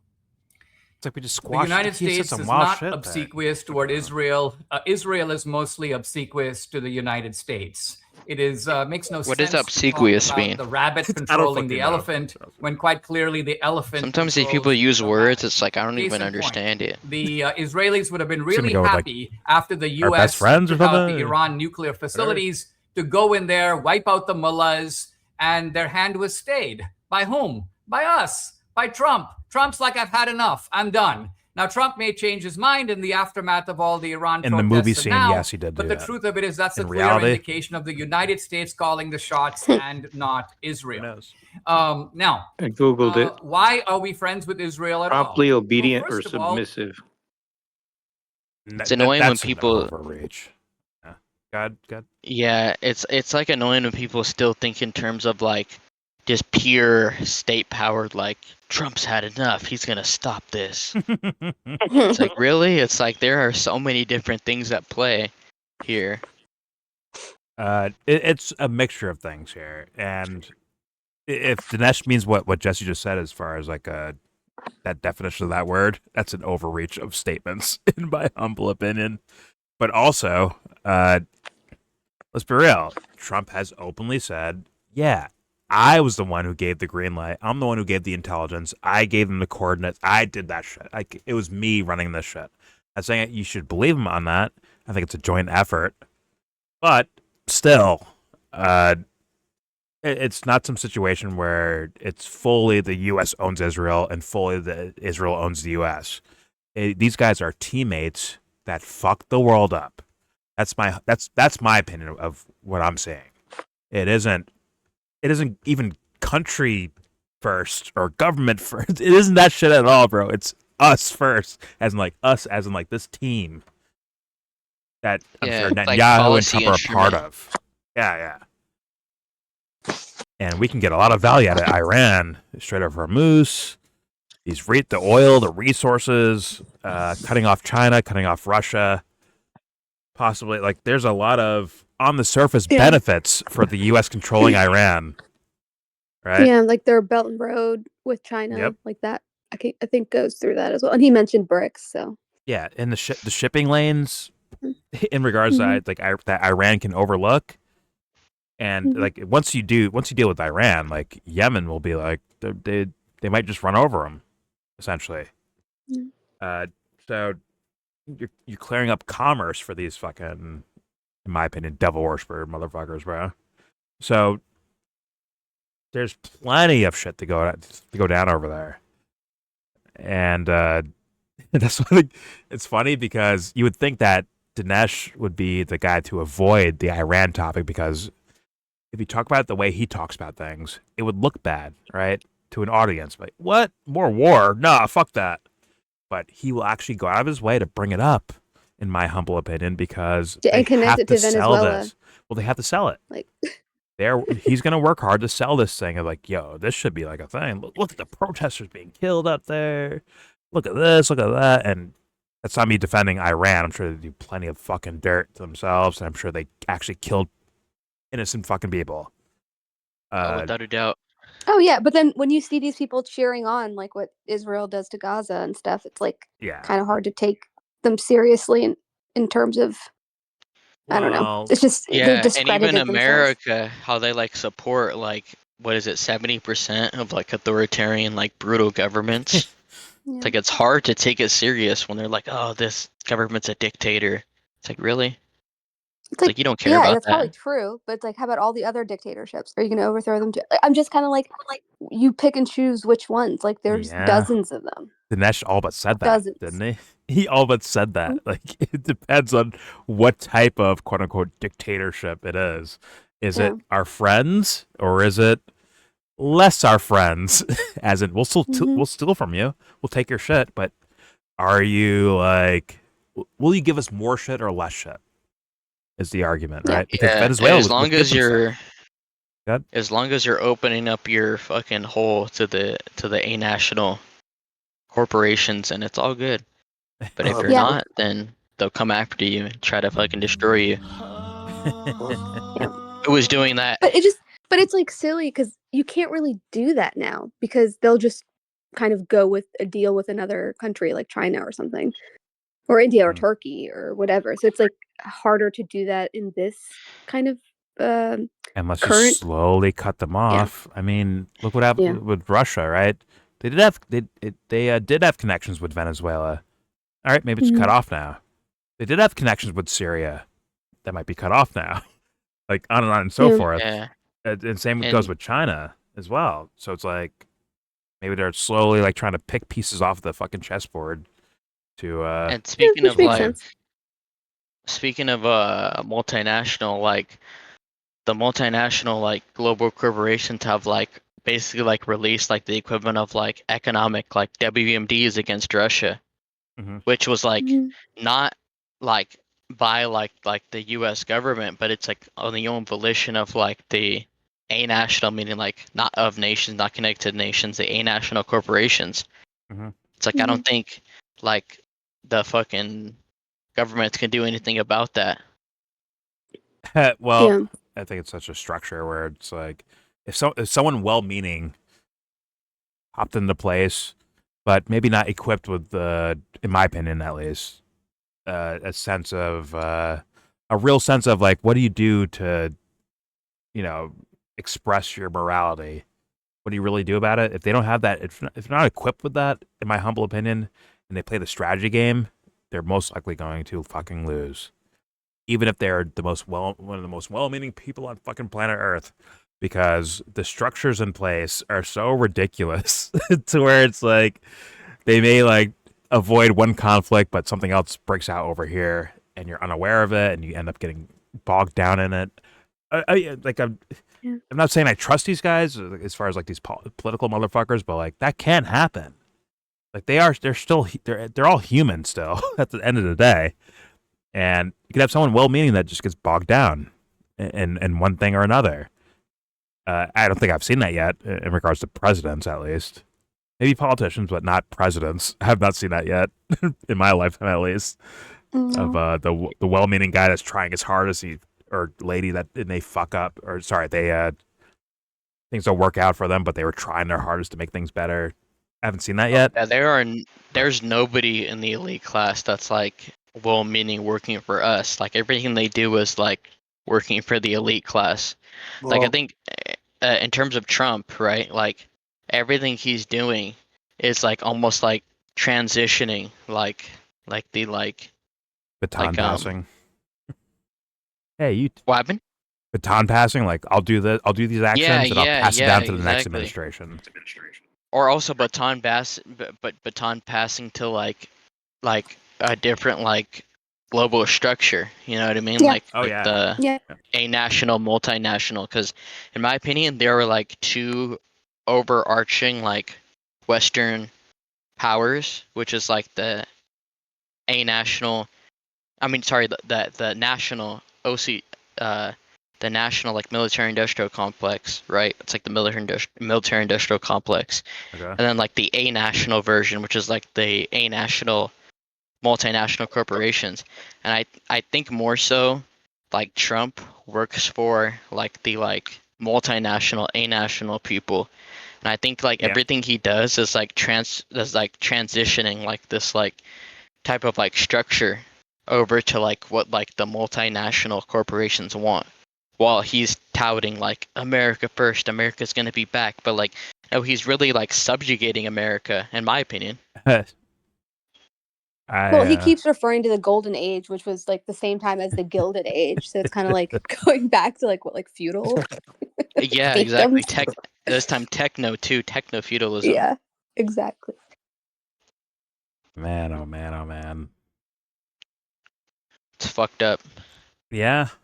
I mean, well, okay. My idea is that it's a lot more.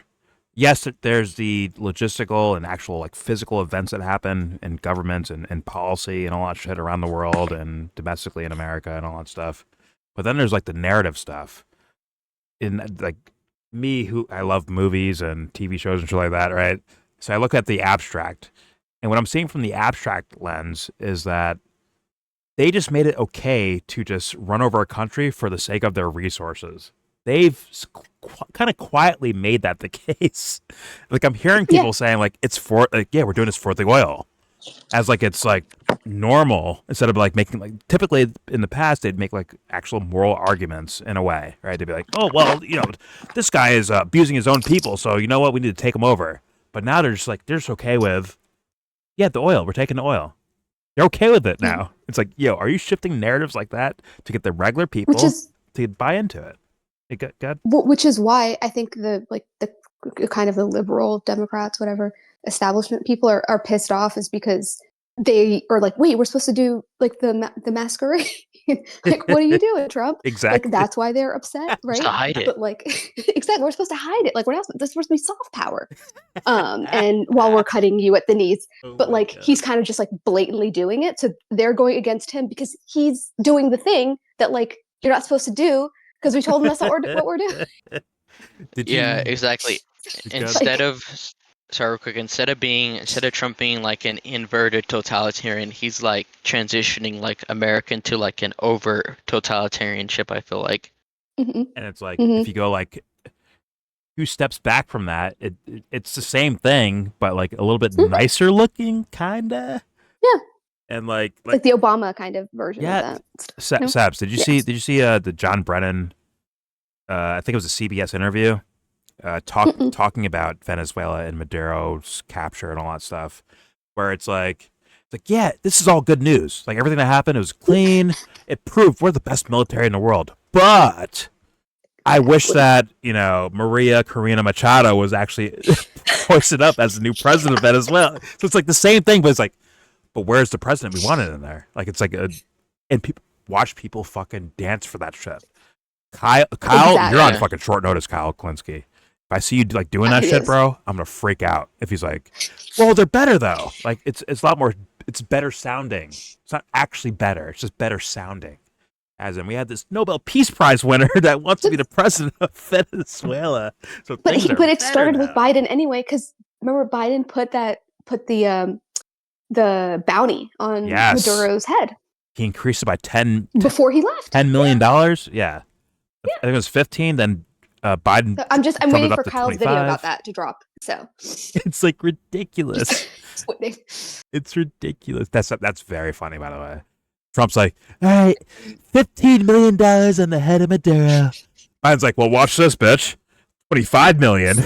Trump comes back, he's like, well, bitch, $50 million. Yeah, $50 million on his head. Like, yo, how do motherfuckers not see that like playing out and like, yo, are we getting fucking played, yo? Are they fucking with us?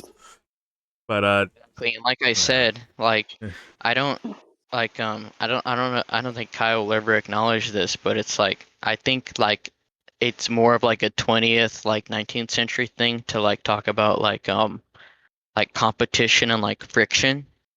Right, but I think the 21st century is more like coordination and management, and it's like this type of stuff, like in terms of like what happened with like the guy in I'm blanking on his name, the former guy that used Assad, right? Yep. Like when he ran Syria, and then Maduro, right? Stuff like this couldn't have happened if like unless like every like major like state player was like coordinating. Well, I'm trying to go into like conspiracies, but like this type of shit couldn't have happened unless like every like or almost every like major player was coordinating in like the like change of like a certain like leader. You know what I mean? I have heard such ideas, especially like I think Syria was like a major one because of Russia standing down when like if they wanted to keep it going, they could have. If Russia stayed involved, if Iran stayed involved and Hezbollah stayed involved in Syria, it would have kept going, I think. Because a lot of people in the US were actually like, yeah, that war's over, we're done. Assad won, we're moving on. But then like randomly in 2024, all of a sudden Russia is standing down. And allegedly, on the request of the Assad government, they allegedly was told Iran and Hezbollah to stand down too, and thus this fool fled to Moscow, and that was it. It's over. And all of this stuff again, it like gives credibility to like the American empire, to where people will see this, like normal people, they'll be like, damn, the American empire is still like on top, or they're still like with the shit. But it's like really, it's like that's not the case, I don't think.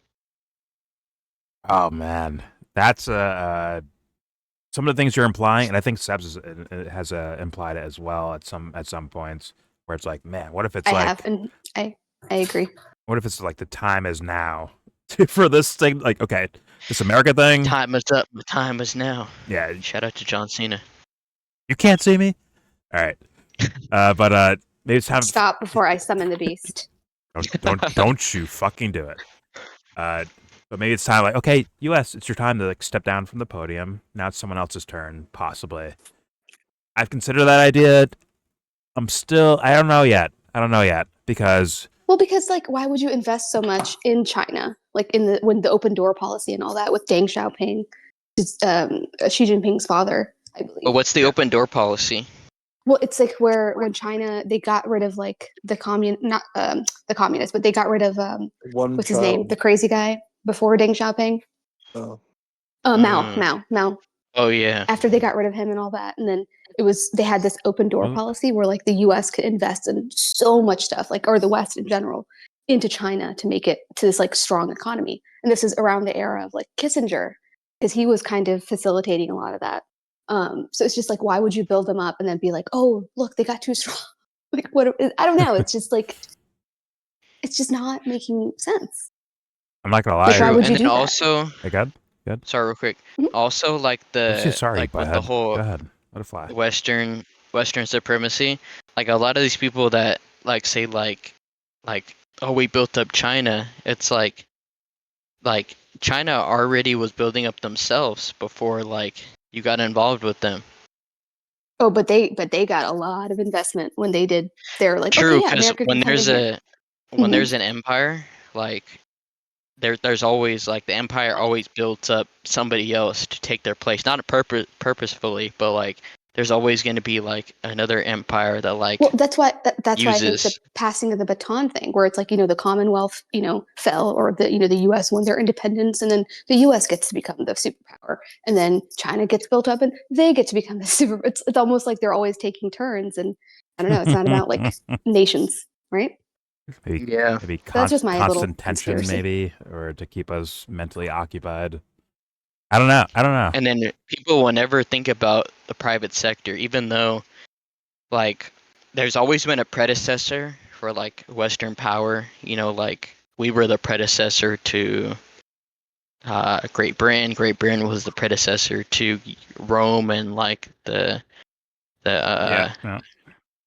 other places, right? But I feel like America, they don't have like a state predecessor. Like they've built up a private sector so large that it's like they don't have a state predecessor. Like they have like not invisible to people that are actually paying attention, like people in this Discord, but like they have like a private sector predecessor that's like, I mean, if you looked at a map in terms of like real power, you would see on that map, it would show like the private sector, like a floating like global elite, for like a better term.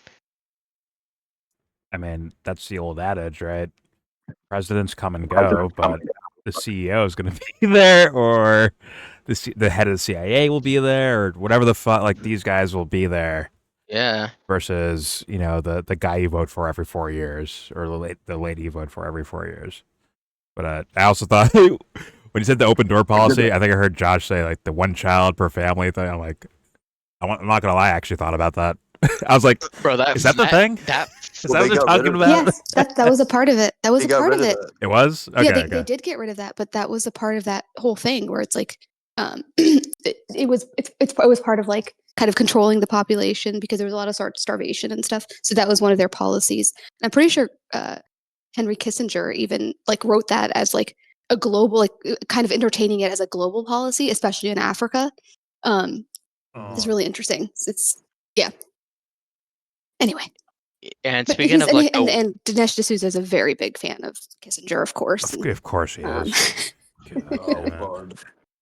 Speaking of like the one child thing, I feel like that, and just in terms of China, like that has screwed China for like generations, to the point where like their like population decline is obviously going to happen like after America's, but like it's inevitable, just like America's like demographic decline is inevitable, because like I don't think they can like get away from like the fact that they did the one child policy. Like it's basically screwed them. Okay, I don't know enough, honestly, personally. But that was the idea. I was thinking. I was thinking the same thing that Josh was thinking. I'm like, isn't that the one kid thing, or wasn't there one where it's like only one daughter or something like that, or one male or something like that? I forgot what the fuck it was. Like a theory yeah, I I think heard there was years an ago. exception if you have a daughter that you can try again or something. It's just ridiculous. It'll be like We are 5 so daughters. fucking stupid. We That's are so dumb. hilarious. We are just the But- dumbest fucking things on planet Earth, I think. But It's good. ridiculous. Wouldn't it be like if you have like 5 daughters? It's like, wouldn't you be more likely to like have like more kid? Not saying that those daughters are gonna have kids, but like, wouldn't it be more likely that that's gonna happen? Because it's like The 5 gender's daughters. determined. The gender's determined by the male. And let me give you a hint, buddy. If you have 5 girls, you're gonna have a 6th. So that's yeah. So dad has a bunch of girls in his pee-pee. Got it. Yeah, Fair that enough. makes girls. Yep. I mean, talk about like technocracy. That's kind of that, isn't it? Are you trying to like kind of micromanage behavior? It's Yeah. essentially behaviors and genetics and all that shit. Like that's to me, that's like just so anti-natural to me. But it exists, so I guess I have to call it nature. But let's keep moving here because we kind of stalled out for a bit. Let's keep moving with Dinesh and This damn nerd and Dave Smith. or dweeb. Yeah, don't call him a nerd. Nerds are cool. Weebs, different story. Let's play. Here we go. Can we wake up to the fact that there is a global red-green alliance? The red representing the socialists and the leftists as the global left is global allied with homo. radical Islam, and they're basically who's their target? What does Global homo gay disco. LGBTQ Don't forget have the in disco. common with radical Global Muslims? homo Here's the answer. Islam They are radicalist. opposed to the Jews. They are opposed to the Christians. They're opposed to These Israel. guys are fucking They're opposed to weirdos. the United States, and they I are wouldn't united by that common hatred. So doesn't common sense tell you that it's better for the Jews and the Christians to come closer together, for America and Israel to come closer together to repel this global threat? The He's answer tilting is the audience yes. right now, And man. so to act as if He's the cannon United fodder. States Wait, what is the somehow global kind of threat? I'm acting on sorry. the orders of Israel when I think he's going towards. If we watched Dinesh's documentary about the great global threat, which I guess is jihadism, and he God. actually showed the Bro, but the they four. won't. Go ahead. Sorry, but they won't talk about how. I remember a couple of videos ago, I was talking about how, like, the other day I was talking about how they're talking about like global jihadism, but like they won't talk about how like. I mean, they'll talk about like Israel control, even though they're like not even like the 20th like most influential like pack group in the United States, Money right? wise, yeah. Yeah, exactly. But it's like they won't even talk about how they'll talk about like jihadism, but like they won't talk about how like Saudi Arabia is like buying, or like the GCC, the Global Gulf like Council, right? Yeah. They're not even talking about how like Saudi Arabia and like the GCC and OPEC is like buying up like strategic assets like in America, like how like in Texas, right? Saudi Aramco, right? Yep. Like the biggest like oil facility, right, is owned by Saudi Arabia. So it's like they're talking about the war jihad, but it's like you're not even talking about the real shit that's happening. Those are good guys, though. What are you talking about? Those are good No, guys. exactly. We love them. And instead, you make like the Islam, like Texas Aramco thing about, oh look, they're trying to build a statue for Islam. Tear it down. Like Oh yeah, exactly. they make The it about Joel something Weepin guy. ridiculous. Yeah, Never about it's like, strategic what? resources. Exactly. Isn't that interesting? Yeah. Very, very interesting. Yeah, this is quite ridiculous. I forgot what I was gonna say. Let me rewind a little bit. Maybe it'll hit me. Here we go. Christians to come Fucking closer 20th century together, shit. for America and Israel to come closer together to repel this global. Oh, okay. Dinesh D'Souza's fucking documentary, right? He showcased the 4 horsemen, right? Like the apocalypse from the Bible shit. And he's like, Ric Flair. that the colors ended up being the Palestinian flag. It's like, these are the signs of the apocalypse. It's Palestine. See, it's like red, black, white, and green. It's like, yo, you little fucking fuckface. That's incredible. The colors of the four. I never heard of green before, by the way, when it comes to the four horsemen. But that's crazy. He turned their flag color. He's like, "Do you see what I'm seeing? Look at this." And the image of the flag, the flag pops up. It's like, wait a minute, what? What is the four horsemen? The only four horsemen I've ever heard about was the fucking wrestling four horsemen, like with Ric Flair and shit. Flair, Benoit, Arnett, and the Bears guy. I forgot his name. Whatever. But it's supposed to be like the signs of the apocalypse, right? Fucking war, pestilence. Or turning. What's the other one?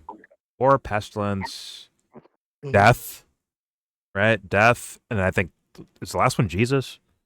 Famine. Famine? Okay, famine. Yeah. And then Jesus rides in on a white horse, right?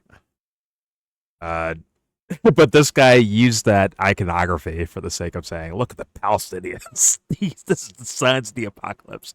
Look what they did over here. It's like, yo, that's fucking batshit crazy. Too bad Dave probably never saw that. Or if he did, he'd probably be too afraid to say anything about it. Let's be honest.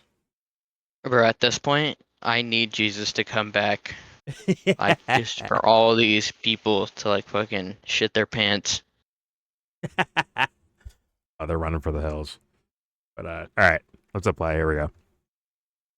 The answer is yes. And so to act as if the United States is somehow kind of acting on the orders of Israel, give me one when second, A, we have a common interest with Israel, B, the Israelis are the best people in the world to fight radical Islam. They know how to do it. The second best, by the way, are countries like UAE.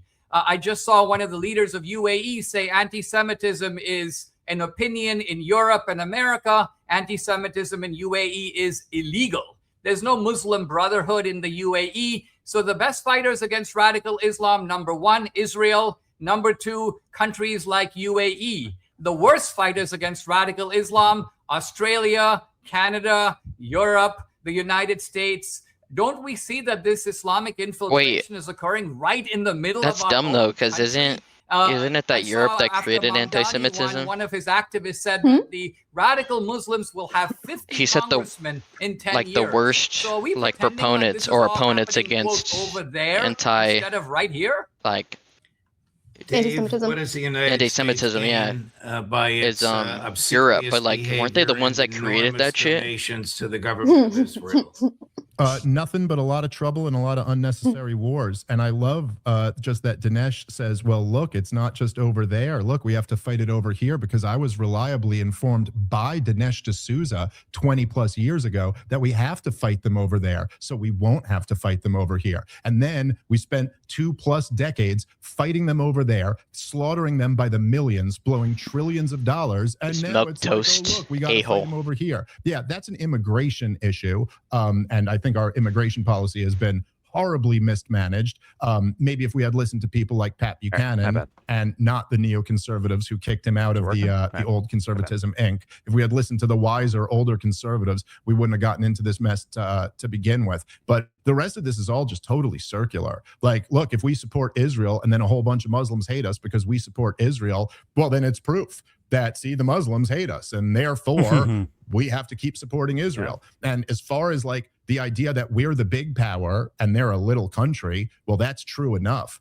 But it certainly doesn't mean that they don't have influence. And I agree. I think Dinesh just kind of admitted the whole game. Yeah, they wanted us to topple the government of Iran last summer. They still want us to do that right now. And yet, in other words, as he's admitting, they are trying to pull Donald Trump into a war that he resisted. But right after oh that, my God. they keep moving the goalposts, and you're moving them right there with them. It was 60% enriched uranium last summer. That was the big deal. It's being dragged, man. Trump brags that he destroyed their nuclear program. Then they moved the goalpost to intercontinental ballistic nails missiles. scratched on the That's concrete. Not really true. They don't man. have any Dragged. that can touch us anyway. So now we've moved it to shooting protesters.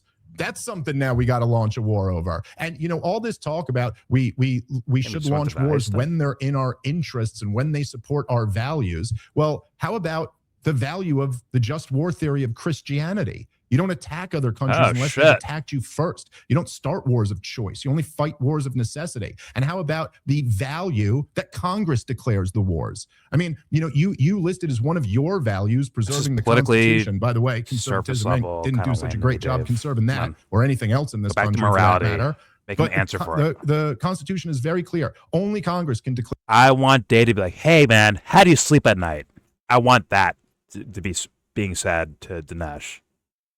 I don't care how many head nods he how many head nods he fucking gives you. Like, okay, yeah, okay, I hear that. Yep. Fuck that.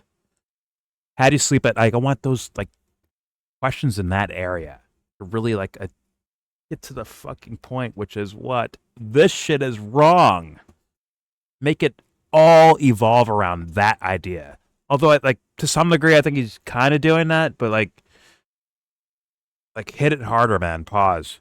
Like, seriously, give him the IQ test up front. Here's your IQ test, Dinesh. If I say all these things and you're still like saying propaganda to me in response, well, what does that say about him? Because guess what? You winning a debate with Dinesh D'Souza will not change fucking policy. You winning and your audience cheering you on, Dave, does not win policy. I get what that means in the long term. Like it's still somewhat important to show. It is important to showcase something correct versus incorrect, right? When it comes to information, but to really showcase to your audience and to his audience and to Judge Napolitano's fucking audience. Like, hey, man, I gave you a simple-ass IQ test about, hey, you're saying you mean the best for people? How can that be the case when you believe in this? Make that make sense. And we're not leaving that point until you answer for it. That's what I want to see, but I'm asking for too much, I guess. Here we go. Declare these wars. The last war that was declared by Congress was World War II. Congress declaring wars? Absolute outrage. They declared the Iraq War, Dave. To respect the Constitution at all and not have a problem that every single one of these wars are illegal. Ask Congress so that Thomas Massey can vote against it. And yeah, we won. Question See, for Thomas Dave, Massey's under against what it. circumstances can the president use military force? Well, certainly if he's repelling aggression. I feel so good. Ro Khanna's against this. Awesome. A situation where a country won. was attacking us. It's important, but to go come to on. Congress before he can mobilize the military to defend them, and perhaps with some of the more liberal interpretations of the Constitution. Actually, Ro Khanna might voted even for say the that in $3.3 billion in to immediate, Israel. Actually, emergency, for it. he can take some type of military action, but the idea hey, Epstein that files that we're not getting nothing imminent and there's no threat to the country and it's a war of choice and you've got months and months and months where you're planning for it and laying down propaganda about drug boats or something like that. The idea that the president does not have an obligation to first get a declaration of war from Congress. There is no... Dave, it's fucking wrong. Come on, dude. Come on. There's no way you look at that scenario where there's boats in the middle of the fucking ocean as imminent threats like that. Let's blow them up. In fact, let's double tap blow them up. We blew them up. Now these guys are stranded on fucking ship wreckage and blow them up again. There's no justification for that. Fuck your laws. I mean, as a human, there's no way you could justify that. I don't need Congress to tell me hey man, you can't just do that. Fuck Congress. That's wrong. And if you do that in any fucking scenario in life, you're get the fuck out of whatever responsibility you're into. As president, as secretary, as fucking Congress, as House, as judge, as individual looking at politics. Stop, get out of politics. Leave. Do something else. You're too stupid for this shit. Or you're too corrupt for this shit. Let's keep it moving. True, and it's real quick. Yeah. Why do people even 25 years later? Why do people even still talk about in terms of the war stuff? Why do people still talk about Congress has to approve this? Congress didn't give the power of war exactly to the president, in the first place. Whole generation before I was even born. They gave this shit to the president. What's it called? AUMF, right? AUMF. authorizational use of military force. I think it is. Yeah. Where it's like it's war on terror, as in like anything you call a terrorist, you can now bomb willy nilly without asking anyone about it, without evidence. Like, you guys already fucked up. Exactly. Without providing evidence either, you just do it. And it's like, but that's I here's the thing. I understand the political guys' minds in regards to like, hey, ask Congress first because they have a closer connection to the quote unquote people and constituents that they can vote in their favor, as in like, hey, we don't like this, so we're voting against it, right? That's kind of the idea that people keep saying. But let's be honest, man. A lot of the Congress are not worthy of this choice. They're not worthy of that shit. They're not. And they won't tell their constituents about it either. They'll keep it secret almost. And it's like, yo, what is the point with of all these the guys stuff giving that authority? Dinesh said, it's like, that's what you decided to respond with? Like, did you hear what the fuck he was saying? How is that your response? Well, Sabs, here's the thing. Because they're going to call us stupid for questioning Dave's the way, like, but Dave won, though. They're going to say, like, but Dave won. They're going to say that. They're going to say that to us. And it's like, but you don't hear our like, we have points. Like, we're making points about this, right? Like, yeah. But does it matter actually, or is it just entertainment at this point? I think it does matter when you add like detail to it when you're like someone looking from the outside. I was harking back to what that, I don't know what his name was, but when that one guy said, why do you even watch these people? It's like, okay, these are the, like, what we're talking about right now, and always what we talk about. It's like the reason why we watch these people, because sometimes you can't like come up with this stuff out of the blue. Like sometimes you need like these type of conversations to like spark like like an idea. I agree with that.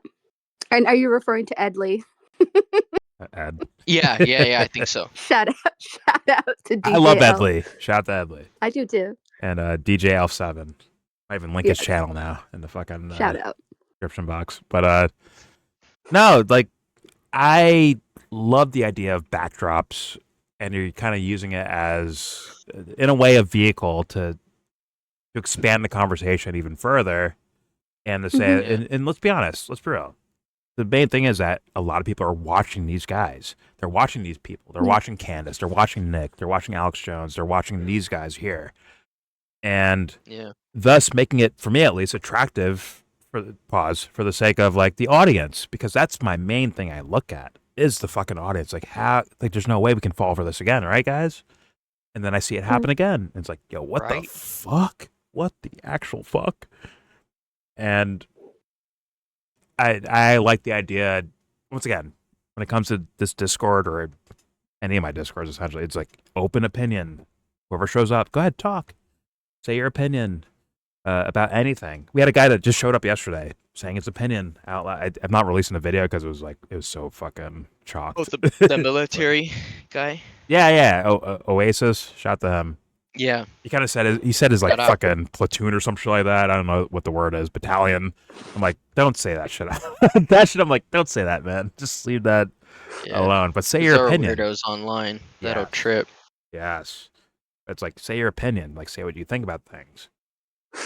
And to have like open discussions like that, I think it adds more substance than these. You go 2 minutes. All right, now it's your turn. 2 minutes. All right, now it's his turn. 2 minutes. And like, we won, right? Real dinner table shit. Yes. Like, you got an extra 2 minutes. It's like, shut up. You could tell he was just the worst when he was younger. You know what I mean? Like, just the fucking worst. It's just, I'm hoping that one day that the conversation turns from Dave destroyed Dinesh into, man, listen, this is interesting to listen to, but like, here's some other stuff. That's what I actually want to see. Is people say like, people say like, yo, how about this over here though? Okay, that's interesting, but look at this too. You know?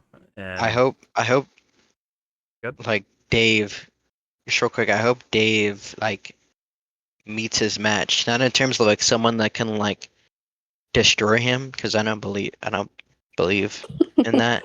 But like, where he actually gets a challenge, you know what I mean? Like, he just like runs through people, and like I feel like that's the only type of people he'll ever like get on the field with, or get in the paint with. Well, I want him to get to like the core point. Just get to the core point, like, because I think what, at least in words that I'm hearing, and I can't say I know his exact motives, but like in words, it sounds like the main point is like, this is fucking wrong. And guess what? Questioning and epistemology and shit like trying to get to the source of like, why are you saying what you're saying in the first place, right? Why do you even care to say it? Like, someone needs to like, or someone, I would hope someone like would ask questions to him and give answers to him to where it drives him towards that direction and say like, well, okay, it's like he has some sort of like core idea of things or core belief in something that like, yeah, this is fucking wrong. So I don't care what your excuse is. I don't care if we get 10 billion barrels of fucking oil. I don't care. It's fucking wrong. True, and I never hear that. It's always about fucking resources or like economics, but it's like, it's never about like, this is just wrong. You know what I mean? This is just immoral from our standard. Yeah, it's what Dave mainly does is just counter, like, I heard what you said, Dinesh. Okay, let me counter it with other political factoids instead of like that's important too. That's important too, right? To like clear up, like, if Dinesh was like, oh, we invaded this country and they loved it. If he said that, like, yeah, please factoid check this fool. Please do so, but also add a actual main point to it, which is, this shit is fucking wrong. And even on the surface level idea of things, you're fucking wrong there too. That's what Dave should be fucking mowing these fools over, because Dinesh is fucking a wet fucking blank. He's nothing, bro. He's a wet paper towel. He is not shit when it comes to argumentation. He's not. But yeah, and you always say like you always talk about how like they should like join like the YellowBro server, and it's like, that is very true, because it's like, that's right. I don't think they could handle like the morality question or like the spiritual question. It's like, you're too busy with like shit about politics. It's like, could you actually like handle like the moral shit? Well, it's more of a curiosity because it's just never brought up, as far as what is the core belief that drives what you're doing, and it's just not brought up. It's not. I wish one day they'll bring it up. Yeah, I do. And in fact, once again, I hate these you go 5 minutes, I'll go 5 minutes, 2 minutes, 2 minutes. Like, I hate that shit. Just fucking have a conversation. And that's why I advocate so much for this style, the dinner table style. I've done like the kind of traditional debate stuff. But I'd rather I think this is way better and more interesting and more real, actually, than that bullshit, the kind of debate bro shit. Yeah, exactly. Debate is so stupid, because I remember taking like debate in high school, which I wasn't even in high school that long ago. Like, I wasn't even like in high school like barely 5 years ago. Right, like not even like 5 years ago, like less than 5 years ago. And that's why you're playing Fortnite. Right? We know. Okay, good. You see, bro, Fortnite is goated. Don't even talk crap about Fortnite. Oh my god, these Gen Z little fucks. Josh got another teammate. All right, go ahead. Go ahead. Floor's yours. But like, what's it called? Like, you'll like do debate, and you realize that it's like, you kind of think it's like people that are like not trying to find the answer, but like trying to like communicate, or like people quote unquote like you, but it's like people that are like trying to like be correct all the time, or like they're trying to like win arguments. Like, it's like, it's weird. Like, you'll be like someone that's like honestly like trying to like communicate with people, and like trying to be a better person personally, and it's like just all these weird tactics, to where like they'll use like all these like weird debate tactics. Like, at first, like, I thought it was like people trying to find the answers and like trying to like connect, but it's just like a fucking like political jujitsu. Oh yeah, like, it's honestly sad. Word. That works actually perfectly. political jujitsu, like they're playing a game or a match, and they're Yeah. might even subvert their own like actual core beliefs for the sake of winning the argument. But and I'll move on after this. But you or anyone watching or whatever the fuck, please do not put your critical thinking is fucking numero uno when it comes to politics, in my humble opinion. So please don't take any of our words for it. Don't take my word for anything. Be sharp. Join the Discord. Bring your shit to here. I dare you to. So we can have new perspectives. Well, it's like, just be sharp. Like, once again, I am very flattered. I'll say that. I'll say that, Hickory. But also, be ready. Make sure your shit is sharp for you and what you believe in at the core. Be sharp, because like there is no fucking room to be like, yeah, YellBro, trust YellBro. Like, don't fucking do that. Think about it. Really think about it. Shut the fuck up. We all need everyone to be sharp. And just know what you're doing. Just not know what you're doing, but know why you're doing what you're doing. Like, I'm doing this because I think this is wrong, or I think this is right, or I have questions, or whatever the fuck. Just make sure you do not let the fire die. Stay there. Pause. Yeah, like me personally, I do it because of morality and the law. Like, I think like the law can be utilized for like what people want in terms of their morals. Okay. That's just what I think. Okay. Fair enough. All right. Let's play more of this. We got like 30 minutes left. Let's see if Dave can Dave bring this home, or will Dinesh just self-destruct? Here we go. Reasonable way you could read the Constitution and think that's what it meant. Well, Dinesh, same question. Under what Sorry, forgive me. My internet is horrendous. I have to leave and come back. Sorry, guys. Yeah. And I notice how they're always, since you're paused, I might as well say it. I notice how they're always talking about the Constitution. And it's like, why don't you talk about other shit? Like, even like other like mechanisms like the UN Charter, right? Like, they never bring up that. Like, even like in terms of like using it for like their own like gain. Like, even though every like country's constitution is supposed to be beholden to international law. For some reason, I don't know why they never bring it up. I don't know if it's just like they never read it or like they don't care about it. But it's like they're just always talking about the Constitution. It's appealing to the crowds, I think, is what they're. That's why you bring up something like that, or on repeat from Dave Smith, at least once again, 7 countries in 5 years. That's why the Wesley Clark stuff. That's why it's like brought up consistently and constantly, because it's like a easily digestible idea, and you have video footage for it, and yada yada yada. And same with Constitution. It's kind of like, hey, this is against the Constitution. It is? Oh shit, this must be bad, or whatever. Like, you're kind of like leaning into the audience instead of like maybe saying what you truly believe in, right? Versus just appealing to the audience.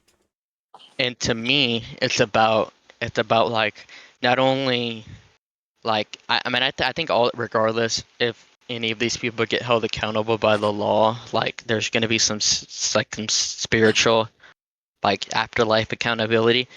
But like if you really want to hold everyone accountable, you'll talk about stuff like international law, because all other people, like even in like my family, talk about, well, we can hold everyone accountable, like but Trump. But it's like, if you really want to hold Trump accountable, it's like you'll start talking about things outside of your government. Yeah, I agree. As far as at least ideas, bare minimum. Yeah. Right. Just talk about different like. Yeah, exactly. It's a lot of these guys they claim to be religious, but it's never really brought up in their discussions about politics, where that's supposed to be like a lower tier compared to God itself, and it's just like, it seems to get left out quite often. But let me leave and come back real fast, because fuck my internet. And I'm back. It might be Discord. I think it's something wrong. Some of the Discord update fucked me over, but It's crazy how now you like talk before your like account joins back. I do. I didn't even see that. I don't notice. Because before, like it would be like you wouldn't be able to talk until like your other account joined back, but now it's like you talk like a little bit before it joins back. I don't know. I'm on my account, so I can't even see that. So, but all right. Let's hit play. Here we go. Judge is going to ask the same question again to Dinesh. Here we go. And think that's what it meant. Well, Dinesh, same question. Under what circumstances can the president use the military? The president is the commander-in-chief of alien invasion. The way our government is structured, zombies, certain operations, for example, the passing of taxes, where it makes sense for Congress to drive the whole thing for the simple reason that you're talking about a law. Time is not of the essence. The law can be passed this year, it can be passed next year, and then the president's job is to, quote, carry it out. War doesn't function like that. A war is very often instantaneous. There's an attack. And you have to move quickly. Now, you can then seek congressional support, but the president is, in fact, the director of these military operations. And I can think of multiple scenarios. Not too much, let's be honest. Even ones that don't directly involve also, war is not instantaneous. Launching of a lot of people know it's coming. On the United States. Let's take, for example, something really simple. Let's just say tomorrow, the Chinese invade Taiwan. It seems to me that, according to Dave, the president is powerless. Sorry, hold on. I think it's a lot of theater. Remember the first bombings in Yemen by the U.S.? It's not first overall, but first as like new Trump administration. Like 2015? No. Trump, this term right here, right, 2025. Oh, okay. And Trump's where he like first like basically announces, right? Because they bomb all over the fucking place, but they keep it kind of quiet. But this one they announced it quite heavily. And you see the image of Trump in a golf shirt with a golf club in his fucking hands, watching black and white footage of bombs hitting in Yemen, and it's like, huh. So he's this little like, no offense to him, like out of shape old man is driving these military shit. Come on. I'm sure. Watching from Mar-a-Lago. Like, it's what? It's like calculated. Then it's like, hey, President Trump, do you want to do this? Yeah, sure. Why not? All right. Then it goes, right? It's not like he's like, all right, do this, now do this, now do this, now do this, now do this. That is not no fucking chance. I don't believe that. Yeah, he's like signing off on stuff that's already like in the process. Yeah, that's gonna happen anyways. I think they present options at best. At best, they present options. It could be worse than that. Yeah. It could be like yeah, you're gonna say yes to this, you're gonna say no to this. It could be that actually like kind of dark control over this buffoon. But at best, it could be like, yeah, go ahead. No, don't do that. But it's not him planning anything. It's not him doing anything. Let's be honest. He's just saying yes or no to it. Yeah, true. In my opinion, I think the only real power a president has is to like use like the in terms of like the real like global powers at stake, right? Like the only power like a U.S. president really has is to like use the what's called the bully pulpit and like talk about like what's going on. But they won't even do that. They won't even be like there's like these massive like global corporate private sector like not controlling everything, but like they have like massive sway over stuff.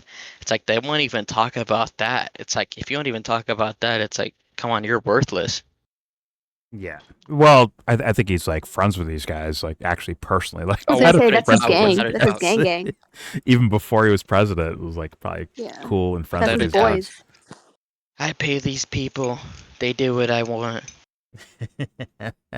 Yeah. So I guess in a way, Alex Jones is right. He is being controlled or tricked or whatever the fuck you want to call it. I wouldn't say tricked. I think it'd be like he's apathetically just making choices based on like advisors' but then again, ideas. Yeah. But then again, he has a choice to speak out about it, but like these presidents, they don't speak up about it. Like that's like the annoying part. I feel like not that like they're like controlled or like they're like following directions, but it's like they don't even speak up about like the real powers, like the real global powers. I feel like come on, like Hickey, Alex Jones would come just on. Stop it. Why would you rock the boat? Don't rock the boat, baby. Smooth sailing. The real global powers, like Alex Jones will just say like, oh, he's like controlled, like he's being tricked. But it's like, is he really going to talk about the real quote unquote global powers? Like, I don't think so. No, he's not. And that's right. Trump got tricked by the deep state. Infowars.com/deep state. But then they love rich people. Every sign of corruption is there as far as like Alex Jones's iconography of statements and content and interviews and documentaries. Yeah. It's all of it. It's, Like you it's said. fucking Christmas for him. It is. It's Christmas for him. And he's like, golden age of America is happening right now. We need to protect Like Trump. you said, like 20 years ago, like you said, that Alex Jones of 20 years ago would have slapped the shit out of Alex Jones nowadays. I mean, well, unless he was full shit back then too, which is a very distinct possibility based on certain things. Certain things I've seen. He could have been full of shit 25 fucking years ago. Like he could have been very much full of shit, and like a subverter. But now it's time for him to jump on the mainstream political stage and pick a left versus right thing. Just incredible. And David Icke's like, bitch, I'm gonna follow you everywhere, wherever you go. I'm gonna fucking what's it called? Like quote tweet you or shit like that. I'm gonna follow you everywhere you go. Huh? Alex what are you saying now? responds. I know he never does. He's a dude. When Alex went over the there's people out there that believe in reptilians and stuff like that. He didn't say David Icke's name. He was afraid to say it. Nope. It's like, yeah, you little bitch. Dave was like, okay, mate, I remember that. Okay, in my database now. But all right, let's apply. Here we go. Yeah, real quick. Sorry, just to emphasize on what I was saying earlier. Alex Jones is like an anchor. I mean, in terms of like when you're trying to swim Anchorman? up. No, he's thinking of gaming right now. For sure, he is. The fucking anchor. God, sorry. Yeah, when you're trying to swim up, right? In terms of like trying to like know what's really going on, right? Alex Jones can give you some like useful advice to swim up, but then again, he's going to be like the anchor that drags you down, like drowns you.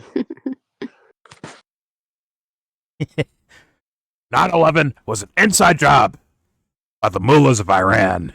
We need to take them over and invade them. It's like you're just like, oh fuck, I feel justified like thinking this, and then all of a sudden just drag back down to, let's be honest, well, quote unquote, neocon, typical Republican Party talking points. At least today's Alex Jones.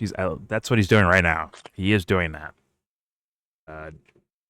But yes, good point. All right, but let's continue. Here's more of this riveting debate. Here we go. He has to go to Congress. Now let's remember, Congress is completely immobilized. Congress. An ideological divide. You have block and tackle. Why are you leaving Lindsey Graham into this discussion?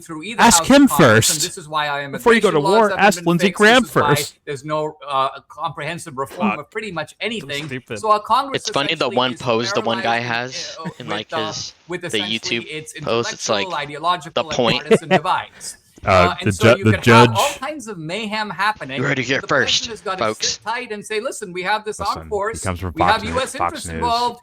Vital interest, by the shake way. You have a rival. Is he country. from Fox Think of it, News? The number 2 He is, country in the right? world, Judge from China, Montana? wants to I become think he's number Fox 1. News, right? I have no clue. I've Undertakes only ever seen him blatant military online. aggression, which, if unchecked, will I lead think to it used other to be Fox military News. aggression in the way that the world actually works. Or at And least like yet, Air America. we at need a least. I don't know. congressional declaration, and short of a congressional declaration, the president is powerless. This is nonsense. Now, I'm not saying that we forfeit a rule of prudence. The rule of prudence is going to say, listen, are we going to necessarily get into a full-scale war over Taiwan? We've got to decide how important Taiwan is to the world and to us. We might decide Taiwan is worth sending some forces over to reinforce the power of Taiwan to defend itself. On the other hand, we're not going to commit U.S. troops, or we're going to take this action, but not that. So I'm not resolving the prudential issue of what do we do, but the idea that we are forced to do nothing is absurd. Next question is for why do you hit that timeout? President blow away people on speedboats clock is up, I guess, and fishing boats in the Caribbean. Stupid debate shit. Yeah, it's the president to do that. The Caribbean president blow away people is absurd. Next question is for Dinesh. Make a moral, Can the president argument blow for away this. people on speedboats and fishing boats in the Caribbean? The president to do that has got to make some kind of determination. He just swallowed his conscience. These boats pose a threat to the United States. To our interests again. Nope. And in this case, the determination, which I'm not going to sort of attempt to evaluate here, is there is a massive narco trafficking operation being directed out of Venezuela. That once Maduro forfeited his oil revenues, which he forfeited for very bizarre reasons. Well, the only one doing it apparently is Maduro, because the oil, by the way, the prosperity of Venezuela was by and large definitely not the CIA manufactured in the United States. As we already went over. Oil companies that refine that oil. So the United States, in partnership with Venezuela, had made that country really prosperous in the 1960s. But Maduro shifted his operations from oil to basically narco trafficking. He essentially became the world's biggest drug kingpin. Now, to argue that the drugs in the United States Dave, is he lying to you? What do you think? Kind of killer. They may not be a killer in the same way as Al Qaeda, but I don't know him, but people than, let's say, the U.S. government doesn't care about that shit. So I think for they President killed Trump, more this people is than a real national security threat. And so the president takes action to neutralize where the threat is coming from. You have to. Before you respond, Dave, I'm going to follow up with another question. I'll give you a chance to follow up with both. Shouldn't people be He looks able to gleeful and ready to whatever they want? So hopefully he does. No. What do you the want a chance to follow up with both. Shouldn't people be able to put into their own bodies whatever they want, Dinesh? Okay. No. No. The in general, yes, of course, but I would not take that principle to its absolute conclusion. I don't think, for example, that people have a right to, let's say, commit suicide. If someone was committing suicide, I was on the street and some guy started running in front of a car, I would jump on them and try to restrain them. Why? I could, of course, be a pure libertarian. Listen, you're running in the street. I don't see anyone stopping you. It's your choice to run in front of the car, so I'm going to let you. No, I mean, my although assumption is that this guy is A, not in his right mind, B, is in some kind of catastrophe. I would try to C, stop will probably someone as best as I can from doing suicide, because I feel like there's always a better way. So similarly, I think there are all kinds of things we can do, even to ourselves, that are harmful to ourselves, but they're also harmful to the body politic in all kinds of ways. And so drugs, by the way, are not simply a matter of supply and demand. They destroy families, they destroy communities, they have wiped out entire communities in this country. So we can't ignore the larger debris that has been caused by ignore this and go right back to the boats, please. Thank you, I think drugs in a widespread sense. By the way, these are drugs that are obliterating your ability to think. I mean, as libertarians, don't we value the mind being clear? Don't all though? Like, isn't weed legal? Ability to make clear decisions. If I voluntarily take a bunch of drugs that turns me into a zombie, I'm essentially out of libertarian land immediately. Probably even alcohol is bozo. Because there's two. I mean, he probably smokes weed every night, but like, one is against it for everyone else. Can the president blow away people on boats in the Caribbean? True. And the other is, can't you put into your body whatever you want? Yeah, you know, ironically, when Dinesh was giving his understanding of the Constitution, I was thinking he must be high on drugs right now. So evidently not. But the idea, I mean, what Dinesh is describing is the dictator of an empire. It has nothing to do with the government that the Constitution describes, and certainly nothing to do with a president. And the idea that, I mean, just think about how vague this, it's like arguing with a postmodernist. Like, America first can mean anything that might be in our interests. Appealing to the fucking crowd. Can bomb boats when he's determined. Well, you know what I was thinking about recently? And then onto this drug. You good? Pause real quick. I was thinking like, what if they're hyping up all this like Trump like Nazi bullshit, even though like Trump is just like a baton passer, right? What if they're hyping all this shit up to where like they can do like an overthrow of, or quote unquote overthrow of like the quote unquote fascist regime of Trump, to where they can issue in like real like fascism shit. 'Cause obviously we're all facing, right, and obviously the people that are like facing like the true violent end of it, they're facing it too. But it's like, what if they're hyping all this stuff up to like issue in some like real fascism shit, to the point where like they overthrow Trump and like, oh, we're all good now, and then like they issue in like the real shit. That's what I was thinking about recently. Okay. I could definitely like give that mental room, but I could see it as like, well, I've more so thought of like he's going so like kind of so what's the word, like so in your face, so fucking blatant, that something like a little bit less blatant is now acceptable. Thus, you're kind of moving the, what do they call it, Overton window thing or whatever the fuck. Yeah. I consider that a possibility. Hey, God. And I've been saying that I think it's the reason why they're being so like not caring about like the P, because we all know that like it's just a PR, like in terms of like how it's worse. Rather, because Obama, I think he still has like more like he's done like more like fucked up shit with like immigration than Trump does, right?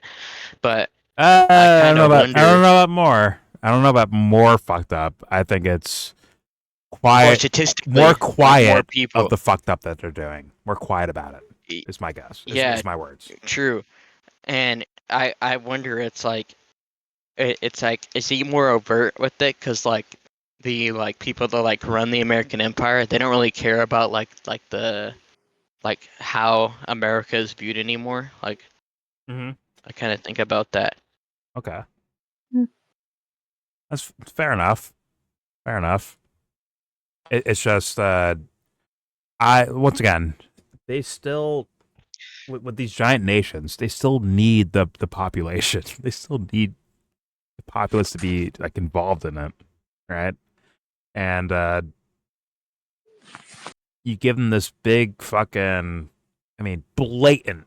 The blatancy of the Trump administration is ridiculous. It's so fucking blatant. But to me, in my mind, what I see as a thing, like the same thing was kind of happening under Biden, like, you know, a year or two ago. It's like right there, like that shit. Same shit was happening in a different way. As in, once again, yeah, the PR. That's all that changes, I feel like. Well, once again, I'll bring up the Syria thing again, right?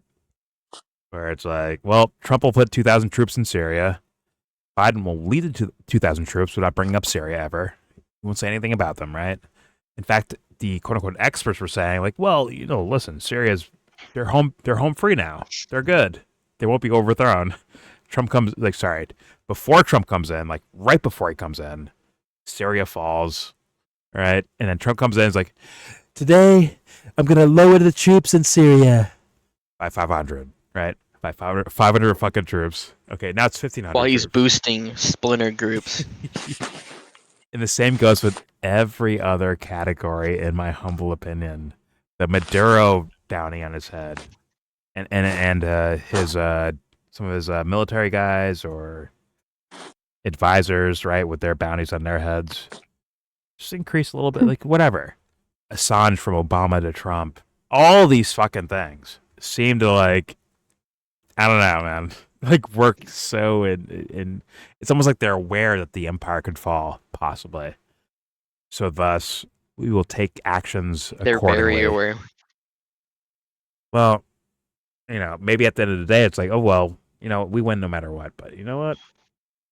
Let's keep the party going as a possibility. I hear the idea of, you know, kind of, like you said, like a national or countries that people that are not loyal to a country really. It's more so loyal to, I guess, their own greed or something like that, their own expenditures. Yeah, capital. There you go. But I don't know. I don't know. Because I can see, I mean, Bush was so overt as well, right? He was super overt with what he was doing. And Obama seemed like a fucking angel. Not for me, but for the public. Like, oh my God, this guy's a fucking angel sent by God to deal with this Bush guy. And then Trump became a fucking angel to deal with the Obama guy. And then Biden wasn't really that. But you know what? He happened to. He happened to. Yeah, for some people. And then Trump became like a super duper fucking angel to deal with Biden's administration. It's just like, I don't know. It's like the passing of perspectives and perceptions, and just passing it down, and policies follow with it. It's just like, yo, are we not learning what the fuck? Like learning our lessons from all this stuff? It's just rinse and repeat. At least with like content creators, right? So I can't talk to everyone I can't talk to like everyone in America, right? I can't talk to every fucking person. I can't do that. But when it comes to the content creators, which I think, like, hold on real quick. When it comes to like the content creators, it seems like they're trying to maybe at the very least maybe follow or at least guide, right, the audience. Right, either they're capturing the audience, like trying to go like audience captured, I think you said that before, right? Or they're trying to like move the audience in a certain direction. Either way, the narratives don't exactly like how are you falling for this? Either for your own career, or if you're full of shit, right? If you're a full blown propagandist for an administration or another administration or both parties, like for the government in general. How are you still selling this and it's getting by somehow? How's that happening? Like, that's another phenomenon where I'm just like, what the fuck is going on here? But, yeah, God. Yeah, and unfortunately, people will, like, they'll keep falling for it. Like, I personally, like, I more or less stopped falling for it, like, after like maybe like a couple years after the Ukraine stuff, like the overt Ukraine war happened, where I was like, oh, America's trying to save the Ukrainians, and then like maybe like 2 years later I was like, oh, Russia's trying to do the best they can, and now I'm like, I don't think any of these people want this shit to end. Like, I think they're all using this fucking shit to do weird shit. Dude, when you weren't here yet, but on my own Discord, when I brought up like, yo, I sort of saw a video and some news reports of Russia like blowing up like a fucking playground where civilians are at, and they were like, no, don't say that, don't say that. Listen, Russia is they're receiving so much propaganda. Don't say that because it'll like we can't. We don't want to support the U.S. propaganda against Russia. Like that was like kind of the idea. I'm like, excuse me? I thought it was like, this is bad no matter what. And it's events like that and the responses by the audience themselves, where they're trying to play strategy with their own fucking lives when they have no fucking choice over the shit. They have no fucking say in Ukraine, Russia, in Israel, Gaza. They have no say in U.S., Venezuela. They have no fucking say in it. They have no fucking say in it, but yet they're playing strategies with it. Like, yo, what ideas have you heard, and what do you think about them? Strictly. That's it. Let's not talk about that because, you know what? You might get in trouble. You might help out the bad guys in their narrative. Like, well, I don't see any fucking good guys anywhere, so what the fuck are we doing? What are we doing at that point? I'm sorry, like, what are we doing? Like, they'll use, like, Russia as, like, a vessel to be like, oh, don't talk about Russia, you'll fucking stop, like, the global, like a shift, or, like, the fourth turning, whatever Alex Jones says, right? It's like, you should know that, like, no, regardless of what happens, like, you're not gonna stop, like, the global shift, so it's like, you might as well try to tell the truth without rhetoric as much as you can. It's like you're not going to stop it, so you might as well tell the truth. You know why I love my channel? Oh yeah, I remember good. when I was making videos about the Russia Ukraine thing, just kind of like because of the narratives that I was seeing about like Russia specifically and kind of in defense of Russia.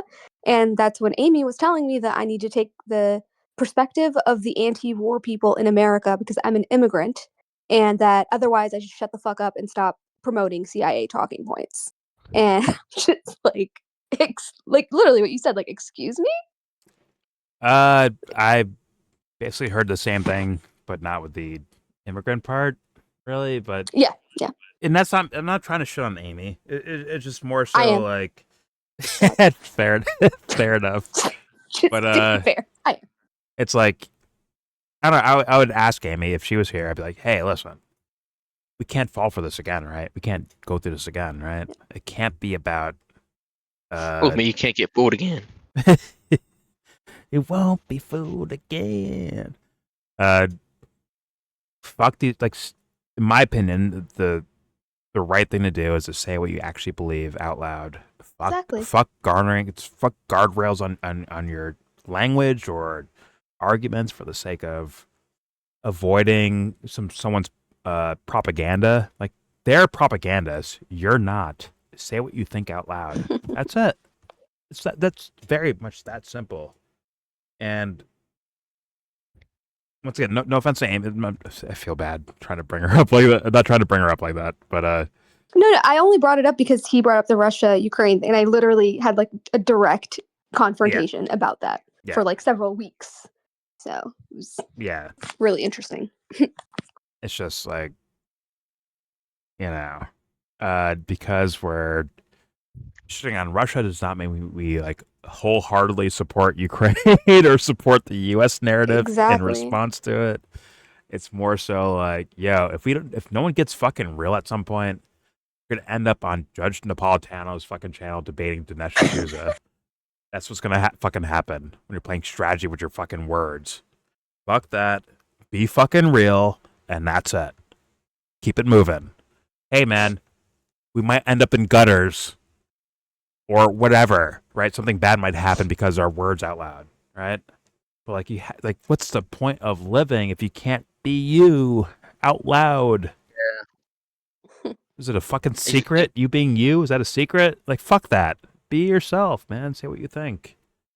God. Exactly. Like, people get fucking like future endeavored fucking arrested for like talking real shit, and people are gonna have to realize that reality. Like, you're gonna have to be more real. Well, I don't think anyone, well, me at least, I'm not seeking for punishment for my words. But at the same time, it's like, if I don't say them, then what's my fucking point here? What am I doing here? I'd be like, if I felt that way, I'd be like, yeah, I'd quit YouTube. Like, I'm done. What's my point? If I'm like, well, I will tailor my language for the sake of Dave Smith fans or Dinesh D'Souza fans or Judge Napolitano fans. I start tailoring language for that. Like, what's my fucking point at that point? I'm kind of useless and not worthy of even talking out loud about these topics. Honestly, in my humble opinion, it was like, you just got to do what you do. But all right. Wait, speaking of Judge, that made me think of Aaron Judge. Why do you not like baseball nowadays? Why do you think that baseball is not good? It's because all the East Coast teams aren't doing that well? Or do you think it's just overall bad? Oh my fucking god! Did you message him this question? Is this organic? Is this real? No, it's organic. Judge made me think about Aaron Judge. No, you're fucking trolling. No, Aaron Judge sucks now. Doesn't Aaron Judge play for the Yankees?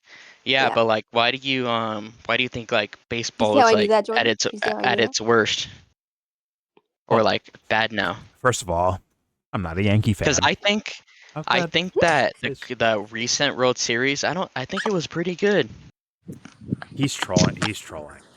You're trolling me. You deserve this. You're trolling me. That's all I gotta say. No, I'm not trolling. I thought it was pretty good. Listen, I will address this like you're trolling me. Okay. Bro, the whole West Coast was locked on that shit. Bro, Yes, when the whole Dodgers, I'm West not a Coast. Dodgers fan, but Good. when the Dodgers won, like fucking fireworks all over my fucking neighborhood. Well, congrats to the fucking Dodgers. Good for you guys. Answer the question, Congratulations. Jordan. Why are you Yeah, afraid? Dodgers are fucking gay. So, and so are the Padres. Padres suck. Always, Real shit. always. Oh my always God. happen to I'm not even a hear- Dodgers fan. Padres suck. They do though. I'm not a fan of the Dodgers. Padres suck though. They're terrible. I mean, Dodgers before the Padres. Real shit. Oh my God. Weed them out. I got you, bro. You see that? I'm You see always the happy to reveal right hear there? LA starting Yep. fires. Expose himself, bro. Pause. Self exposure right there. By that alone, I will not answer your question. I will now move on. You're afraid. You have Pause it. disqualified yourself as a fucking Dodgers fan, which is, by the way, disgusting. I'm not Ew. a Dodgers fan. You're a Dodgers fan. It's disgusting. We're moving on. I'm not. Hey, audience, notice how he Ew. says all opinions welcome, and then look at how he reacts. That's all I gotta say. Yeah, This it's pretty is telling. gross. We're moving on. Here's more Pretty from sad. the judge, the real judge. Fuck Aaron Judge, the real judge. Here we go. So first of all, Sorry. Dave's the idea that like, Get I don't him, know, Judge. we're talking about what's legal. What is legal 60 and what is home illegal. runs. And you, not me, said upholding the Constitution is one of your ideals. And so I'm sorry, I guess I must have missed the clause where it says only Congress can declare the war unless they're ideologically captured, in which case then the president becomes a dictator with all the war-making power. So I just think that's silly. And in terms of the drugs thing, I mean, look, man, These aren't wars. We're not talking. Well, hold on. No, Dinesh. It's not wars. Dinesh, man. hang on. Let him We won finish. really fast. It's not wars. Well, okay, they're not wars. So we haven't fought a war since World War II. Also, Vietnam Sebs, and you better tell Korea James and about that, Iraq by and the way. Afghanistan You and better. Libya and all of these, they're not wars. I better hope about what? this hickory Again, fool. my You better point tell was that James you about argue it. like a postmodernist. Thanks for making the I point. didn't say that. You just Well, let me invented just- that. I didn't say all those. Hang on, Okay. Dinesh. Well, let Dinesh, me- hang let on. me Don't finish my take point. any of this personally. Finish, Yeah. Dave. Dinesh, I'll give you all the time you want to address what he's saying. As far as the drugs go, By the way, Dodgers fans, take that personally. I'm insulting all of you. Go fuck yourselves. Let's move on. Including you, Hickory. I guess all opinions are not welcome in the Yellow Brick Road. Including you, Hickory. You fucking Got Dodgers. it. You secret Dodgers fan.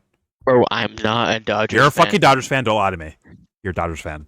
You see how you can't answer questions? Sebs, Bro, I'm a report the Yankees James. fan. Excuse me? What are you? A Yankees fan. Sebs, report the James. Let's keep it moving. I will. Here we go. And notice how hang I on. knew who Aaron Judge was. Whatever. She's proud of herself. I am. I know who Baby Ruth is. Shut up. Let's keep going. Here we go. Dinesh, Well, let Dinesh, me- hang let on. me Don't finish my take point. any of this personally. Finish, Yeah. Dave. Dinesh, I'll give you all the time you Yes. want to address what he's saying. as far as the drugs go in terms of relation to Venezuela, this is the most obvious pretext for war that I've ever seen. The drugs coming from Venezuela make up a tiny fraction of the drugs that get into the United States of America, Address and the almost fentanyl none shit, of the Dave. fentanyl. And so even Okay, if you were okay. really going A little bit. for the drug argument here, you would be going after Colombia or Mexico or something like that. The idea that Venezuela has nothing to do with talking any of point, that. you'd expect. And it's just one of the many lies that were used to sell us into this war. So yes, Judge, to answer your question, I do believe people ought to have the Dave. right to put into their own body what they want to. But also, this has nothing to do with drugs anyway. Dinesh, Dave, you have a layup of Trump declaring that fentanyl is all of a sudden is a weapon of mass destruction, which would tie directly to the Iraq thing that he claims he's regretting supporting. There it is. That's your layup, Dave. What's up? Being a Braves fan is a weapon of mass destruction on self. I'm moving on. Here we go. Being a Okay, Boston okay, Red Sox that's fine. fan, being an Okay, Angels number one, fan, that is We true. are not Yeah, they're at war horrendous. with Fuck the Red Venezuela. Sox. James would agree We with you. we have captured the narco trafficking kingpin of Venezuela. He's facing trial. The trial will play out as it will. So now the drugs Gross. stop, right? His deputy is in charge. The Chavistas are completely in charge. Yeah, of nobody's Venezuela. gonna overdose on Venezuelans fentanyl don't anymore. Like that, but that's the reality of it. So gone. the idea It's out that of the we are at country. war with Venezuela is just an example of the talking verbal about? promiscuity, where if the United It's on States forever. has Verbal takes any action, you declare it to be a war and want to know why Congress hasn't been consulted. Dinesh Same is with brilliant. the drug votes. He's Look, I brilliant. agree with you to a degree that I think for Trump, this is a little bit of a pretext. I agree. A little bit. This is how Trump is. A little bit. So what Trump does is he has a grievance, and sometimes the grievance is a little different than the pretext. I think Trump's real grievance with Venezuela is that Maduro opened up his prisons and he sent a whole bunch of really bad guys to the United States when the Biden administration had the back. Oh my God, he doesn't care about that. Pissed off Trump to no end, and Trump is looking for a reason to sort of elect that guy. So I gonna do something now. I'm not saying that the world is It's like a a pretty fantasy place of the Trump character, that I think. Trump even thinks in ideological terms. Listen I don't here, think he does. Maduro, you're in trouble. I think that the way Like, Trump looks at no. it, he's the CEO of the team United States of America. There are rival teams in the world, and there are rival teams that want bad things Like for he's us. fucking Clint Trump Eastwood. is not like Bush. Get the He's fuck not a outta here. neoconservative, and it's a complete misunderstanding of Trump to think, oh, it's Bush all John over Wayne again. type shit. No, Trump's idea is to take a middle Put your course hands in the sky. between, I think, the Do it. kind of vacuous isolationism And that wait, you're sorry, pause real recommending, quick. Dave, and the It's weird how they try to like get into Trump's head, like this is what Trump is, or this is how Trump acts. Yes, that is a thing. It's like, bro, you don't know shit about what Trump thinks. He's kind of a blank slate for people. Well, Dinesh has actually sat down and talked to him, though, so is there any credibility there in what Dinesh is saying? I wouldn't know. No. I doubt He's it. talked to the man. He's talked to him. So Yeah, but you can just repeat. You and I talking don't know. points. But there's a good chance he's just repeating talking points that the administration wants to be said out loud. Right? But that's the consideration Dinesh gets because he's actually talked to him. And what did they talk about? Yeah, sure, but I have my own beliefs about things, and I don't believe that he's just. Trump's a tough guy on drugs, tough guy on crime. I don't believe that. That's not what he just Personality. said.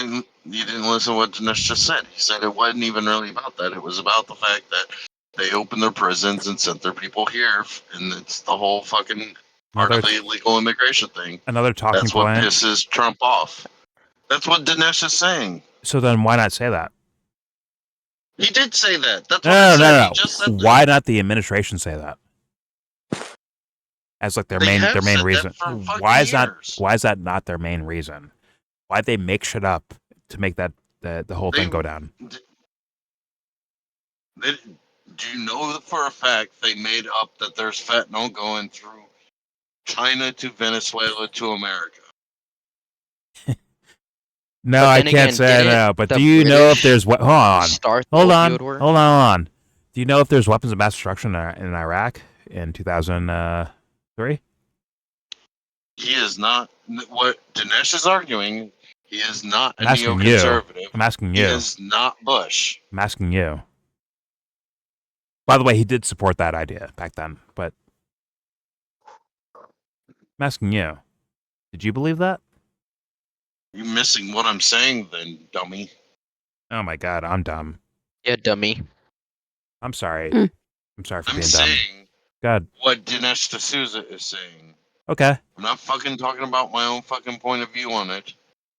Okay, you're taking his idea at kind of face value, right? And then putting the point, Dinesh has talked to him.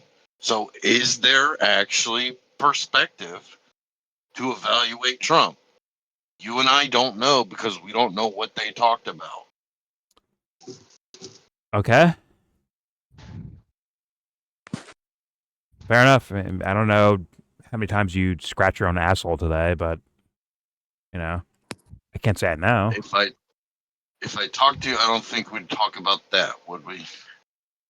Seems like you're trying to win everything. hope not. Honestly, but I think it's kind of, for me personally at least, I think it's safe to say that Trump lies and Dinesh D'Souza lies. I think that's a safe statement to make at this point in time. So thus, I can look at this like, man, wonder if he's lying. In fact, there's a good chance he's lying for the sake of selling, just like he sold the Iraq War, right? there's a good chance he's lying for the sake of selling some other adventure of the U.S. Military apparatus. Or is that a wrong thing to do? No, I don't think so. Like the U.S. like shifting like it's like oppression like over to the global north. Like I think like he's trying to sell that idea covertly, in my opinion. Fair enough. Also, I think it's like kind of devil worshipy to just blow up boats because you're saying an idea. Or sorry, you're saying like you just say like, well, they have drugs, so you just blow people up. Got it. I think it's kind of creepy and weird to do as well. But maybe he talked to Trump and I don't know. Maybe Trump convinced him. I just don't believe that at all, personally. Because I think if Dave made like a really good counter argument, I think Dinesh would start scrambling to make it work, make the idea that he just said earlier make sense and make it work. Not for Dave, but for the audience. That's my guess of what he would do. You disagree with that, Dubster? Wait for you to hit play, man. What's that? I'm waiting for you to hit play. Oh, okay. I answered your question. Okay. Jesus. Can't talk to me. Got it. All right. What's that play? Here we go. The overzealous interventionism of the It's like Bush sad. era. And Very Trump's sad. idea is Go to full mute, Dubster. Soleimani, Full mute away. al-Baghdadi, grab Full Maduro, support the freedom forces in Iran. Of course, Josh laughs. Do it prudently. Time out, time out. Support He did war, it. He's and yet actually- get Peace the out. same result as you would if you won a war. Dave, well, I guess my Am next I not allowed to question, laugh? is to Dinesh, I have a nice laugh. and not to Dave. When the You have president I took says some that the edibles only laugh thing right that now. can restrain him Because I'm high is right his now. own mind and his own morality. So Has annoying. rejected his own ability He's like, to the because I am. Constitution and acted pursuant to it, and Yo, the shut the laws fuck up, written son. under it. I don't have a child in my I room. I think can the speak. fact about Trump is that he says things that are, on the face of it, ridiculous. Oh, really? Okay. Everybody But- knows it. His but- supporters know it. too. Everybody knows it. Trust Okay. the And plan. the weirdness of Trump is he doesn't act that way. So Oh, he doesn't actually act almost that way. everything Okay. he says carries a rhetorical extravagance. He's not Okay. just not anti-Semitic. He is the least anti-Semitic person in the world. Perhaps the least Holy anti-Semitic person shit. who has ever existed. I'm going to hit Well- pause for Dubster to answer that one. Go ahead. Let's wait for him. Let's wait for him. Let's wait for him. All right, so Dubster, what'd you hear right there? What do you got? Oh, I'm waiting for you to hit play. He's got nothing, bro. Crazy. Play for him again, please. No, I'll rewind a little bit, but Dubster, go back on full mute. And I'll play. Okay. As soon as you full mute, I'll play. There you go. So almost everything he okra. says carries a rhetorical I'm gonna go extravagance. get some brown. He's not just not anti-Semitic. He is the least anti-Semitic person in the world. Perhaps the least anti-Semitic person who has ever The fuck? existed. What this The is world. Trump. I'm the most What does that mean? anti-Semitic person. I think I'm high now. Egotistical. What the fuck He did wants I- the Nobel I think I'm Prize. high He's now. happy to take I'm wrecked. Maria Corina Machado's Nobel Prize if she'll give it to him. But Trump, in reality, God. is actually quite humble. Narcissistic people, and I've known quite a few. This don't dude show is any tripping, interest in other man. people. Trump has great interest in people. He wants to know about you. He knows a lot about the people who work for him. And so the point I want to make about Trump is that Okay. people say, throw out the Constitution. Who cares about the Constitution? And to you and me, we live in I'd the say world that, of words. personally. We are wordsmiths. We're like, oh my gosh, he needs to be impeached. But then you realize every time there's a judicial ruling that says to Trump, you can't do this, you can't send federal troops to Chicago, Trump is like, I don't like it, but I'm going to do it. Trump did not like the results of the 2020 election, guy. but guess what? He exited the stage when the day came. So you have to, with Trump, And you is do still have talking this about kind it. of verbal extravagance, but it's accompanied, I think, by prudential And he's action. president. They won't get over it, Learned even though ultimately more or to judge less Trump every in that election is way. rigged. Before you respond, Dave, for those From the who have perspective just, of someone that joined us, understands by the how, way, like, gentlemen, elections the two of aren't you for have us. produced an enormous audience across all of the platforms that are watching us. But for those of us who are just joining us, I'm Judge Andrew Napolitano. Our host program is Judging Freedom, which is the podcast I run 3 or 4 times a day. We post about 20, 30-minute programs. I can't get over his point. We are doing this debate between Dinesh D'Souza and Dave Smith. Here first. What is America First on our platform and on the platform of our dear friends and collaborators at Zero Hedge. This was a Zero Hedge idea. They sort of had to twist my arm into it until they told me the 2 debaters would be longtime Napolitano's hair and green screens did not work do you together. Want to respond to what Dinesh said, particularly when he called? Damn, I just noticed it was a green screen. Yeah. Well, I think all of what Dinesh just said could be it could.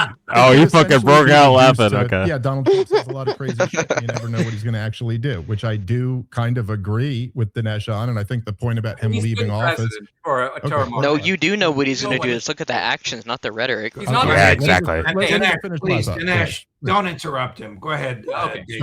So, yeah, I mean, 2 minutes each, Dinesh. All the admissions are kind of buried in what Dinesh is saying himself, that it was never about drugs, that it was never about taking their oil, that it's some type of revenge for Maduro opening his prison and sending those people up here. But again, if that's the case, then that was some bullshit. Seal the border as Donald Trump has done and attempt to deport those people. It doesn't make any sense to say that we're now.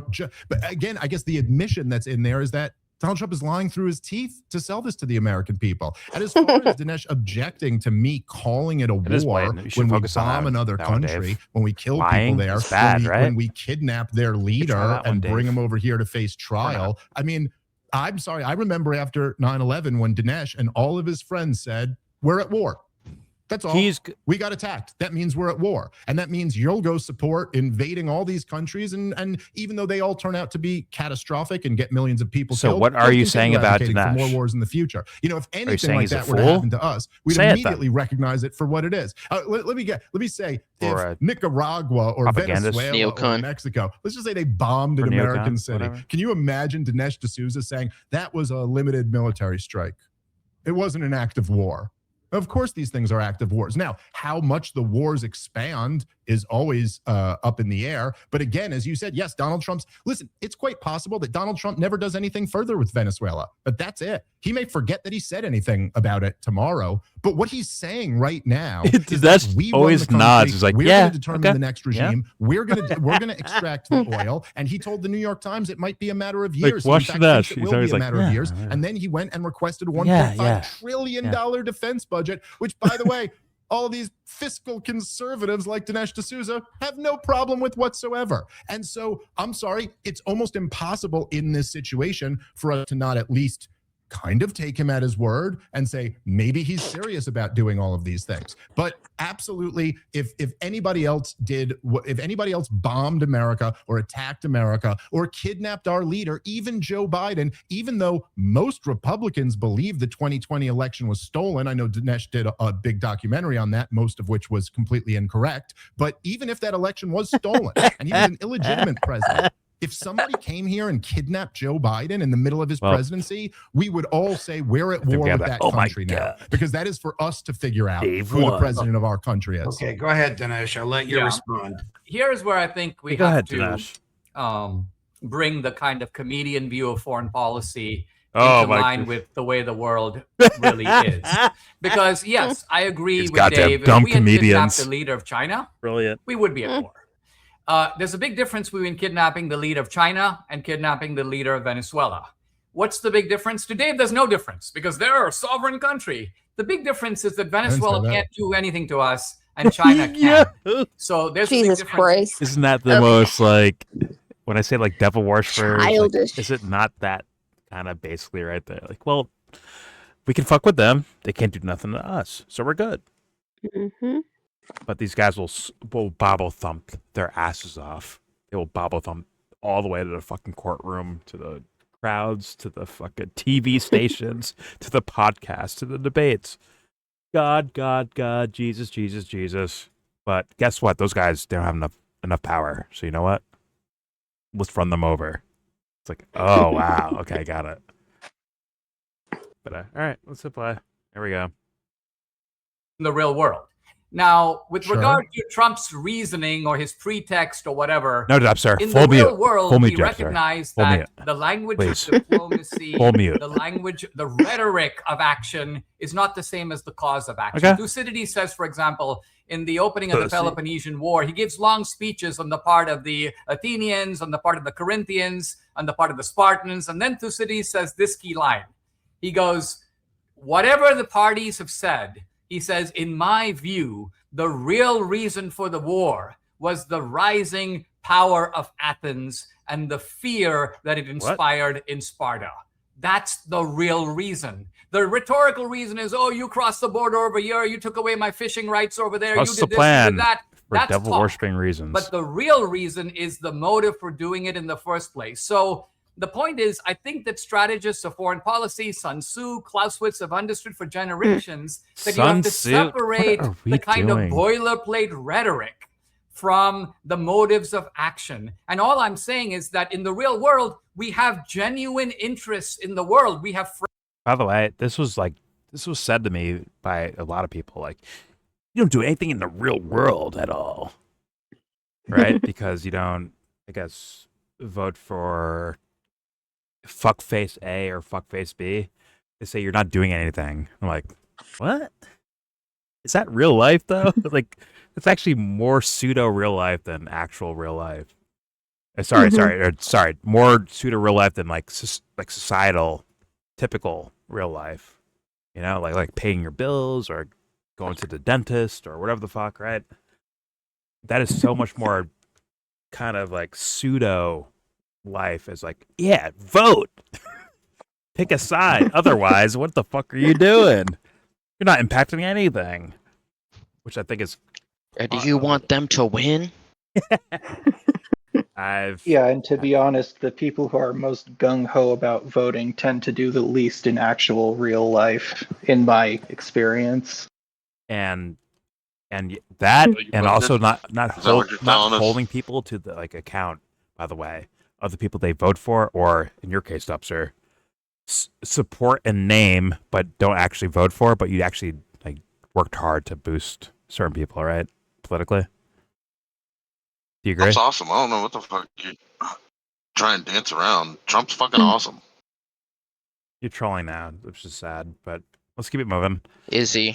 After all, he's done. He's trolling Hickory. Oh yeah, I'm happy statement. you did this, Venezuela. You sound so elated, Dubster. Let's keep it moving. All right, here we go. For doing it in the first place. So the point is, I think that strategists of foreign policy, Sun Tzu, you and Dinesh are on the same side, that you have to separate he's full mute, he can't hear you. He's on full mute. From the motives of action. And all I'm saying is that in the real world, we have genuine interests in the world. We have friends who can help us. We have allies. We have enemies who can hurt us. Keeping pace We need with to ally with our friends and undermine our enemies. And that's now he is again. for a moderately interventionist foreign policy. Dave, I'll let you respond, and then I have a question for both of you, in which I will let you sum up your arguments as well. It's a question very different from what we've been discussing, but Dave, you can respond to what Dinesh just said.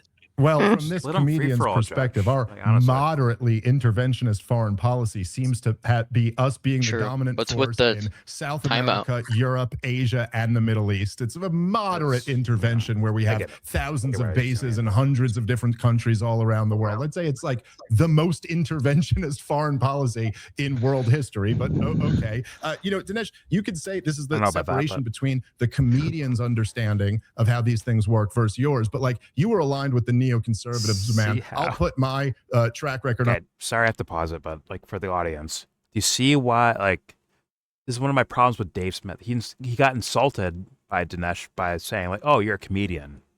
Who the fuck are you? You're a comedian. Essentially, that's the core of the idea, right?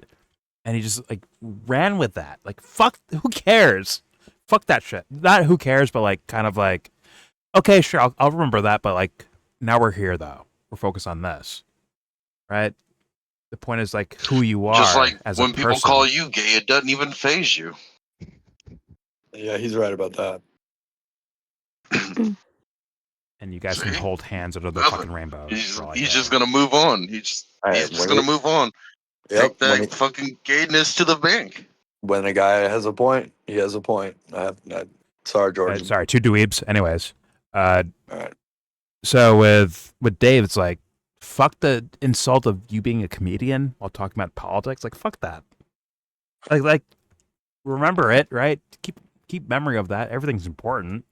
At the same time, it's like you have at least what I'm thinking that Dave is thinking, which is like, I have a mission, I have an idea, a direction I'm going. So like, focus on that.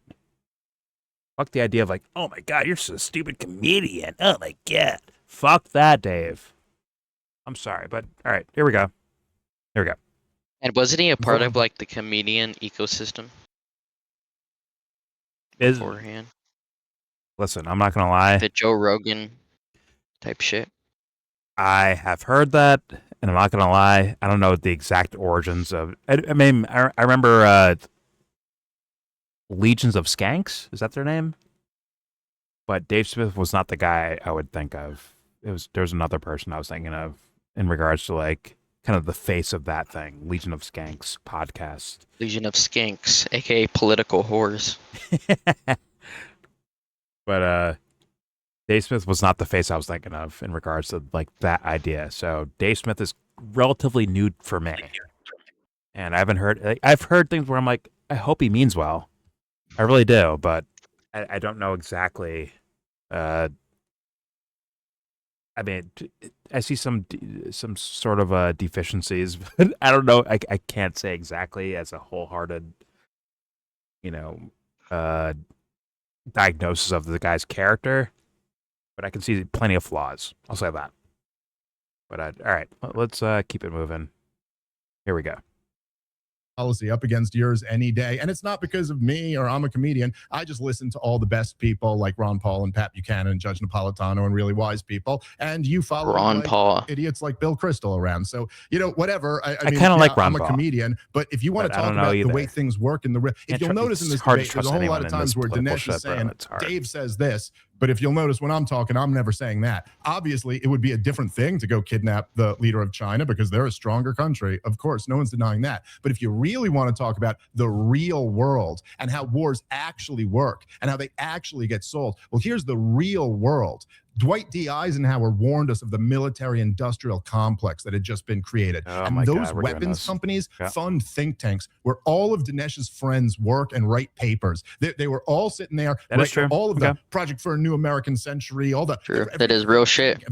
All the ones that Dinesh worked for, every clean break, Dave. Say it. Say it a clean break. Lockheed Martin and Raytheon, because they want to pay for people to write policy papers that advocate for more wars so that they can sell more weapons to our federal government. So in other words, a giant transfer of wealth, but worse than what the socialists want, which is from the rich to the poor. A giant transfer of wealth from the working class in America to the politically connected makers of weapons of wars. And if you drive around, I'm sorry, Dave, but we're at the point where it has to be like an actual separate authentic versus full of shit.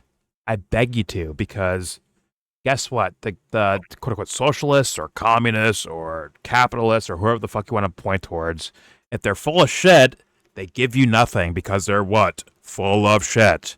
So why not lean towards who's being authentic and who's being full of shit? I mean, you can have like disagreements about their economic policies or other people in their foreign policy, right? But you can't, if it's like some guy who's on your stage to, like Josh Hammer was, right? To actually like kind of subvert your idea, your narratives, your point, your reason for even talking about it in the first place. If they're there to subvert that, why not dispel that first? As in, this guy's a little fucking pisser and a punch bowl motherfucker. Get him out of here. Now let's talk like for real with like actual people. Why not make that the case, Dave? He's still struggling with that. It seems like, in my opinion, at least. But all right. Either way, let's I'll back up a little bit. Here we go. Or too late in the day, as you say. Too late in the freaking day. I mean, if your mind's focused on righteousness, it's always too late in the day. You're always like, yeah, we could fix this right now if we actually work towards it, but instead we're doing fucking bullshit. But all right, let's apply. Here we go. In other words, a giant transfer of wealth, but worse than what the socialists want, which is from the rich to the poor, a giant transfer of wealth from the working class in America to the politically connected. Only the socialists want that. Wars. And if you drive around this country, all you got to do, this is the results. This is the fruit that Dinesh D'Souza's Conservatism Inc. has given us. Drive through the middle of this country and see all the destroyed towns all around you, all the closed factories, all the where the places where people are dying from those OD deaths. And then you go drive around the suburbs of Washington, D.C., in Virginia, and see where all the multi-millionaires are living, who haven't produced anything. And it's not because of capitalism. It's not you go there and you see great big factories, and that's why the rich people live there. It's because they work for think tanks that are funded by weapons companies. I'll let you respond to this, Dinesh, before I put this final question to both of you. Go ahead, please. Yeah, offshoring, austerity, neoliberalism. We've been hearing that foreign policy is the province of Congress. It's not the president. It is Congress that needs to make these kinds of decisions. Well, who is bought off by the defense industry? Answer, Congress. Why? Because the typical congressman has a choice, and that is to take $50 or $100 from his constituent, or to take $100,000 from Lockheed or from Raytheon. This is why Congress has appropriated these massive defense budgets. So this is a place where Dave and I are somewhat in agreement, except for the fact that there is a guy, by the way, who can't be bought by Raytheon, and that's because he happens to be a billionaire and his name happens to be Trump. So if there's anybody who actually doesn't need the contribution from Lockheed in order, for example, to have a nice house or to have a nice car or to go on vacations, it's not Congress. Congress actually does. They need money for their re-election campaign. They're the ones who sit down. What do you got? Bro, but anyone. Notice. No, I was just wondering if you noticed how he just made it worse for Trump right there. I mean, so I brought that point up. Yeah, God. So the military-industrial complex isn't convincing you to do the evil shit you're doing. You're just doing it on your own. That was quietly one of my points I've said before, and I do have that question still. Like, this guy, I mean, like, at this point he probably made money, kind of like privately, but initially he lost money to do all this stuff. Like, what would be the point of, like, you live a comfortable life, everyone likes you, like, oh my God, it's Trump, it's the guy from, maybe not everyone, but you know what I mean, like celebrity lifestyle, like The Apprentice and all that shit, right? He's like a celebrity that's rich and all that stuff, and it's like, why'd you need to enter politics? You could have just enjoyed your fucking personal life, living in luxury for, like, you and your kids and your kids' kids living in luxury. You're good. You're chilling. So why do this? And that's still a question I still have. Like, what the fuck was the point of this? You can do anything better. You're just doing the same. And some people have like theories of like, oh, okay, he got into office and he got threatened, right? Like, hey, we're gonna fuck your shit up unless you do what we say, right? Which is the kind of the deep state argument. I'm not sure I buy that. I think he talks too confidently. What Dinesh is saying is, no. The military-industrial complex wanted to attack North Korea. Trump wanted to attack Venezuela because Trump wanted to attack Venezuela. That's the same as the narcissist, like the counterpoint, or the, I guess. I'm saying what Dinesh is doing does not help Trump in any way. No, it doesn't help Trump, but I'm just saying, like I'm just going with their narratives. I'm not. Fuck the idea of like whether they're for or against Trump. I'm just saying like their narratives themselves. I'm trying to like see if they like actually work out or line up in reality at all. To me, at least. I don't know. I've said that before. What Dinesh just said. I have said that before. To where it's like, why? Like, you don't need the money, essentially, right? He's good. He's chilling. Are we making? Aren't we making a new like? Owens? We're making a new plane, right? That's for the military. I'm pretty sure I heard Trump announce that. A new what? A plane? A little bit. Yeah, like a fighter something jet? better than the F. Okay. Something that's better than the F-35, which is a fighter and bomber, but it's mostly a bomber. We're replacing it already. Either way, the action is to get the Raytheons and the Lockheeds fucking paid, right? No, I was gonna say the contracts with Lockheed. There you go. And it's all happened at the behest of Trump. We're putting it out there, and he signed it to Lockheed. What if it was like listen, Trump, go in there. You're gonna take a hit financially and like character wise. Like there's people that don't like you right now, like people that hate your guts. Before you're kind of like a celebrity or they don't like your TV show, but for the most part, people like you, right? You're gonna take a hit, but get some shit done that will help our team out. Meaning like, get some contracts for us, get money flowing in our direction as much as Biden was doing, fuck Biden, before that, Obama, right? Yeah, Obama's helping us out too, right, with the bailouts and all that. He's doing the same kind of things, right? A lot more quiet about it, but still the same things to me. And Trump's like, my guess, possibly, Trump's like, I could do this even better. I can get this job done even better. Watch. Fuck it. We're here for the oil. Fuck it. We'll do it for the oil. And just make it like popular, actually. Or not, maybe not popular, but like make it like known as like a talking point that dumb fuck fans will repeat. It's our oil anyways. It's ours, right? So fuck it. Let's take it. Well, he has made that move in the last 2 weeks on the two fronts. He did it in his first term. No, I'm saying like in the last 2 weeks in the direction of the population, he has done something. It is stopping industrial level real estate investing, as in the banks can't. Yeah. Rent Fuck out. out of here. It's already wraps though. So, and we don't even have details on what that means yet. And then also, what is it? He is buying MBSs, which is mortgage-backed securities, by the government, $200 million, and he's saying like it's gonna be a step in the direction of balancing out the inflation of homes. Fuck my life, dude. What if behind closed doors he's supposed to like, this is our fucking hero.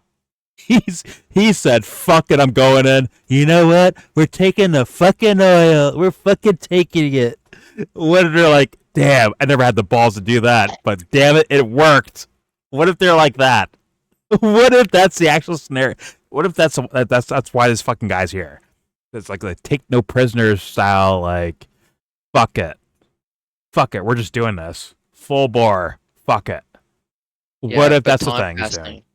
To over totalitarianism. I mean, let's be real, if you're a devil worshipping little fuckface cunty motherfucker, bro, the next administration is gonna be like sleep easy. They'll be like all the little corruption shit that they're probably gonna fucking do is fucking easy work compared to Trump's like, I'll take all fuck it, I'll do it. I don't give a fuck. I'll do it. Then I'll walk away. I don't care if I'm a fucking hero. Fuck that. Narcissism. I got fucking maids, you idiots. I got maids, butlers, security. I'm good. Fuck it. I need your praise. Get the fuck out of here. I will push things to the fucking... Push it to the limit. Fuck it. Just fucking do it. Who cares? I'll fucking do it. And I'll retire into the fucking sunset. That's part of my guess here. And the next guy's gonna be like, damn, our fucking hero, Trump. That's our guy. He went so far that this is just like easy street now. Typical. I think that's what's going on the real. Pushing the envelope. I mean, typical, normal fucking politics is now, instead of being like, man, what are we doing here when with Obama or Bush or anyone, Biden, Clinton, Reagan, what are we doing here? Like, this is kind of corrupt. Like, people started waking up to that as years went by, right? Especially with Bush. I mean, he really like broke the fucking doors down in regards to that. But now Trump has gone so far to where that shit might look like normal. It might look normal now. Can you imagine if that was the play the whole time? To play a little kindergarten psychological game to get you so ramped up for this guy. And in fact, the roots are so deep that he does some blatantly full of shit, corrupt shit. And you're just like, yeah. But there's like a fan base saying like, yeah, go ahead, do it. Yeah, I'm with this. To where when the next guy comes in, it looks like nursery school. You know, it looks like simple, innocent stuff compared to the aggressive nature of the Trump administration in the second term, at least. Can you imagine that? I can imagine that. I have to wonder if that's part of the play. I have to wonder that. Along with like what you're saying, Hickory and Sebs too, the idea of like passing the baton to maybe not. I mean, like definitely administration to administration, but also like current empire to future empire, passing things on that makes them look good compared to what the current empire is in a way. I have to consider that as well. I mean, let's be real about this. Before I hit play here, thinking people, keep your fucking thinking caps on. Keep them on, because this is some weird ass shit. When would you guess that a guy like Dinesh D'Souza or Nick Fuentes or Alex Jones or mainstream politicians, right? When would you expect them to like openly, overtly? Remember the Iraq War? Where they're like, no, it's not about oil. No, it's not about that. It's about freedom for the Iraqi people, right? For years and years and years. To all of a sudden be like, yeah, it's about the oil. We're here for the oil. We're taking it. It's like, yo, that fucking turn right there is like in your face, like, yo, now we're here. So thus, when you bring it back a couple degrees and be like, oh no, it's about freedom, not oil. All of a sudden, that might be like considered acceptable. What do they call it? Overton window? I mean, if that's the case, holy shit. It's just, I refuse to be fooled by that shit, bro. I refuse it. Whatever they're doing, it's full shit to me. I hope people feel the same way. And I hope one day Dave actually calls up people that he's arguing with as like, wait a minute, you're selling a narrative that leaves who knows how many people fucking dead and massacred. Not to mention the whole economic thing in the U.S. where people end up suicide, drug overdoses, things like that, to where like things can happen from these events. These aren't like those people are not unimportant. They're not nobodies. They're fucking people. They matter. Don't let it be isolated in a fucking debate on fucking Twitter or X, wherever the fuck, bro. Fucking Zero Hedge. Don't let it die there. Make it actually important. And when you hold that important, you look at Dave debating things. Once again, I hope he means well. I really do. But like, you can't sit back and listen to that and be like, that's enough. That's good enough. It's not. It's not. It's not. Go listen to Dave after he debated Douglas Murray on Joe Rogan's podcast. He's like, man, I didn't even really do anything. This guy just made the case for me. Well, that is 99% of Dave's fucking debates. It's against people like Dinesh fucking D'Souza or Douglas Murray or Alex Berenstein or fucking some idiot. To where it's like, yeah, you don't have to say anything. These guys will wreck themselves.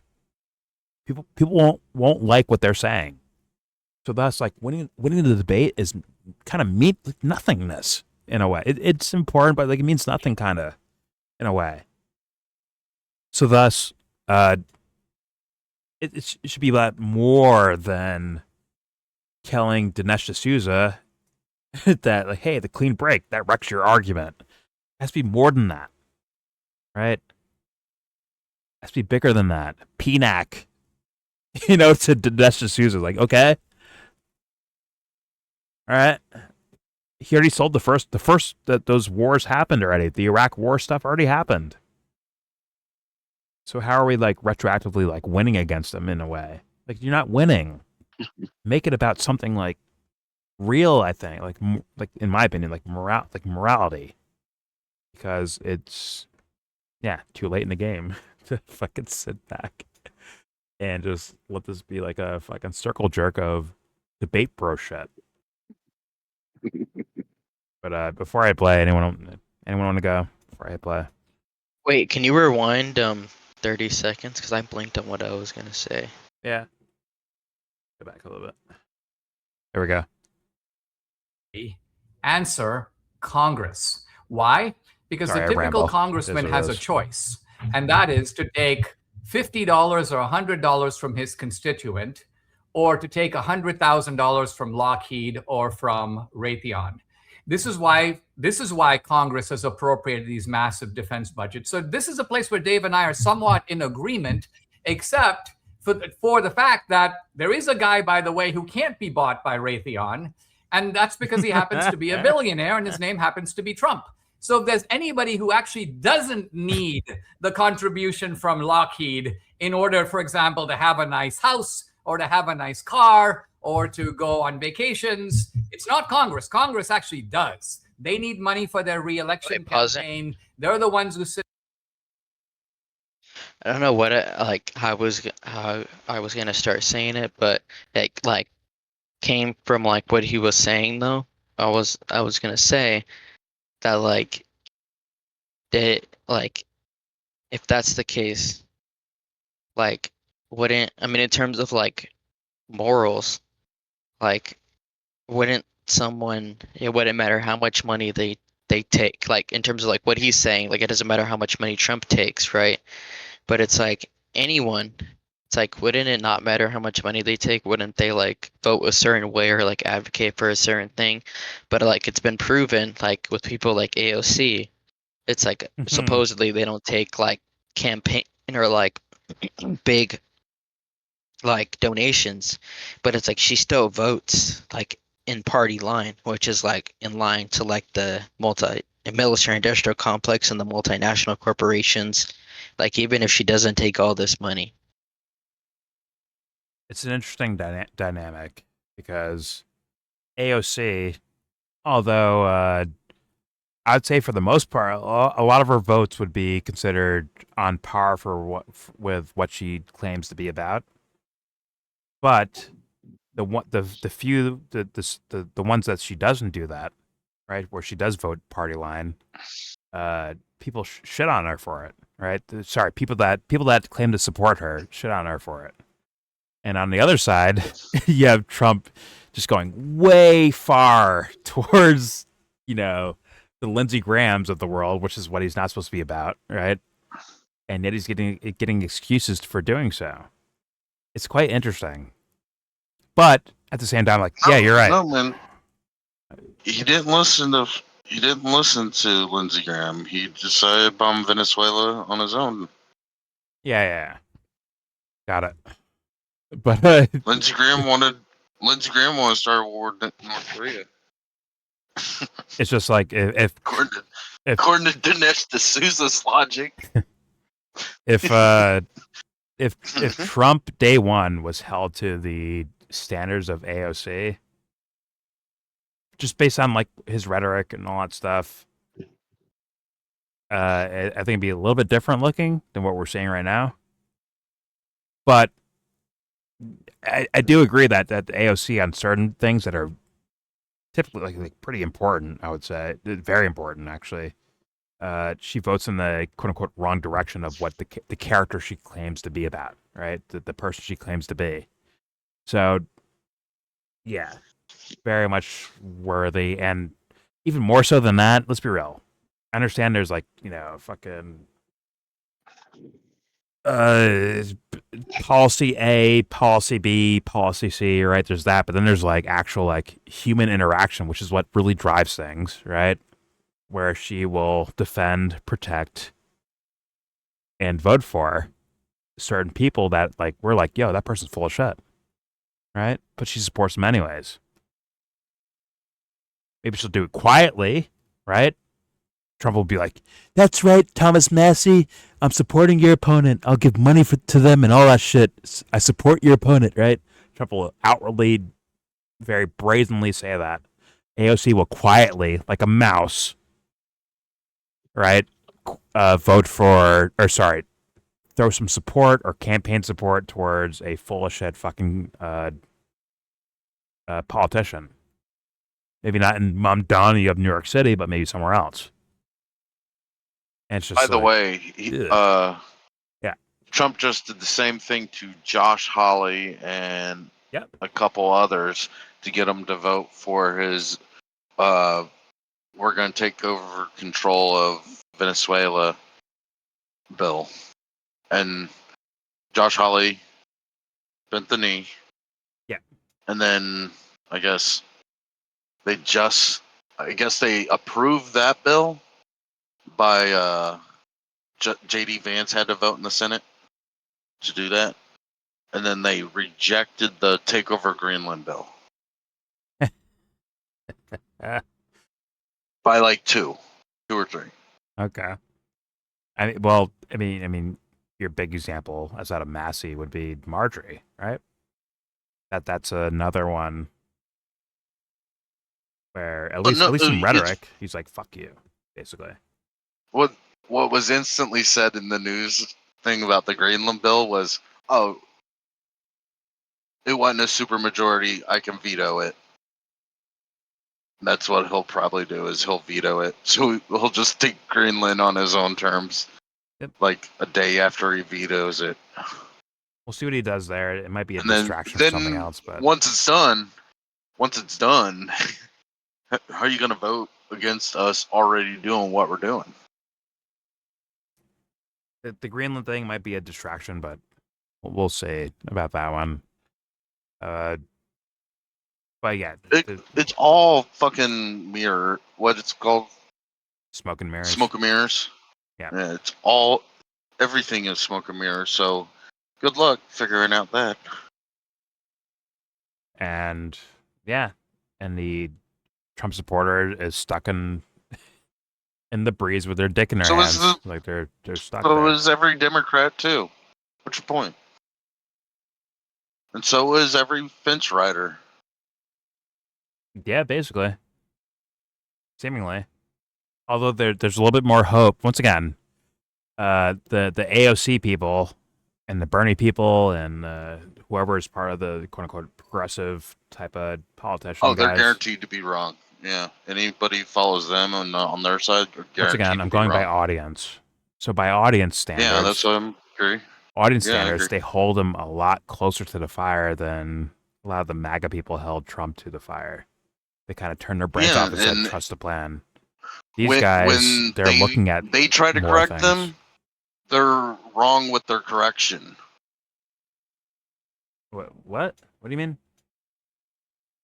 If you're a Bernie Sanders or an AOC supporter, and you try to correct a wrong they do, their correction is also wrong because they're leftists in the first place. Oh, okay. What a lame fucking argument. Got it. But I was going with, like, once again, their sensibilities in regards to like what they believe to be the case or what they think is the correct thing to do. And if Bernie and AOC are full of shit, they will have to work harder to make sure their constituents or their supporters are kind of like quieted down more so than Trump has to work. He has to like do nothing almost. Anyway, he just gets away with it. Well, okay, he's getting some pushback. He's definitely getting a lot more pushback now, but like, once again, you had a whole administration, right? Whole first term as a president. You come back and you promise them things that you were nowhere near doing in your first term, and motherfuckers bought it. I'm not sure that AOC or Bernie Sanders can get away with that. Maybe they could, but it's as at this point hard to see that being the case. But whatever. Either way, let's move on. Let's play more of this. This tension-riddled debate. Here we go. Sit down with the lobbyists. They're the ones who vote these appropriate. God damn it! Sorry, I have to reset it. Lagging. My life.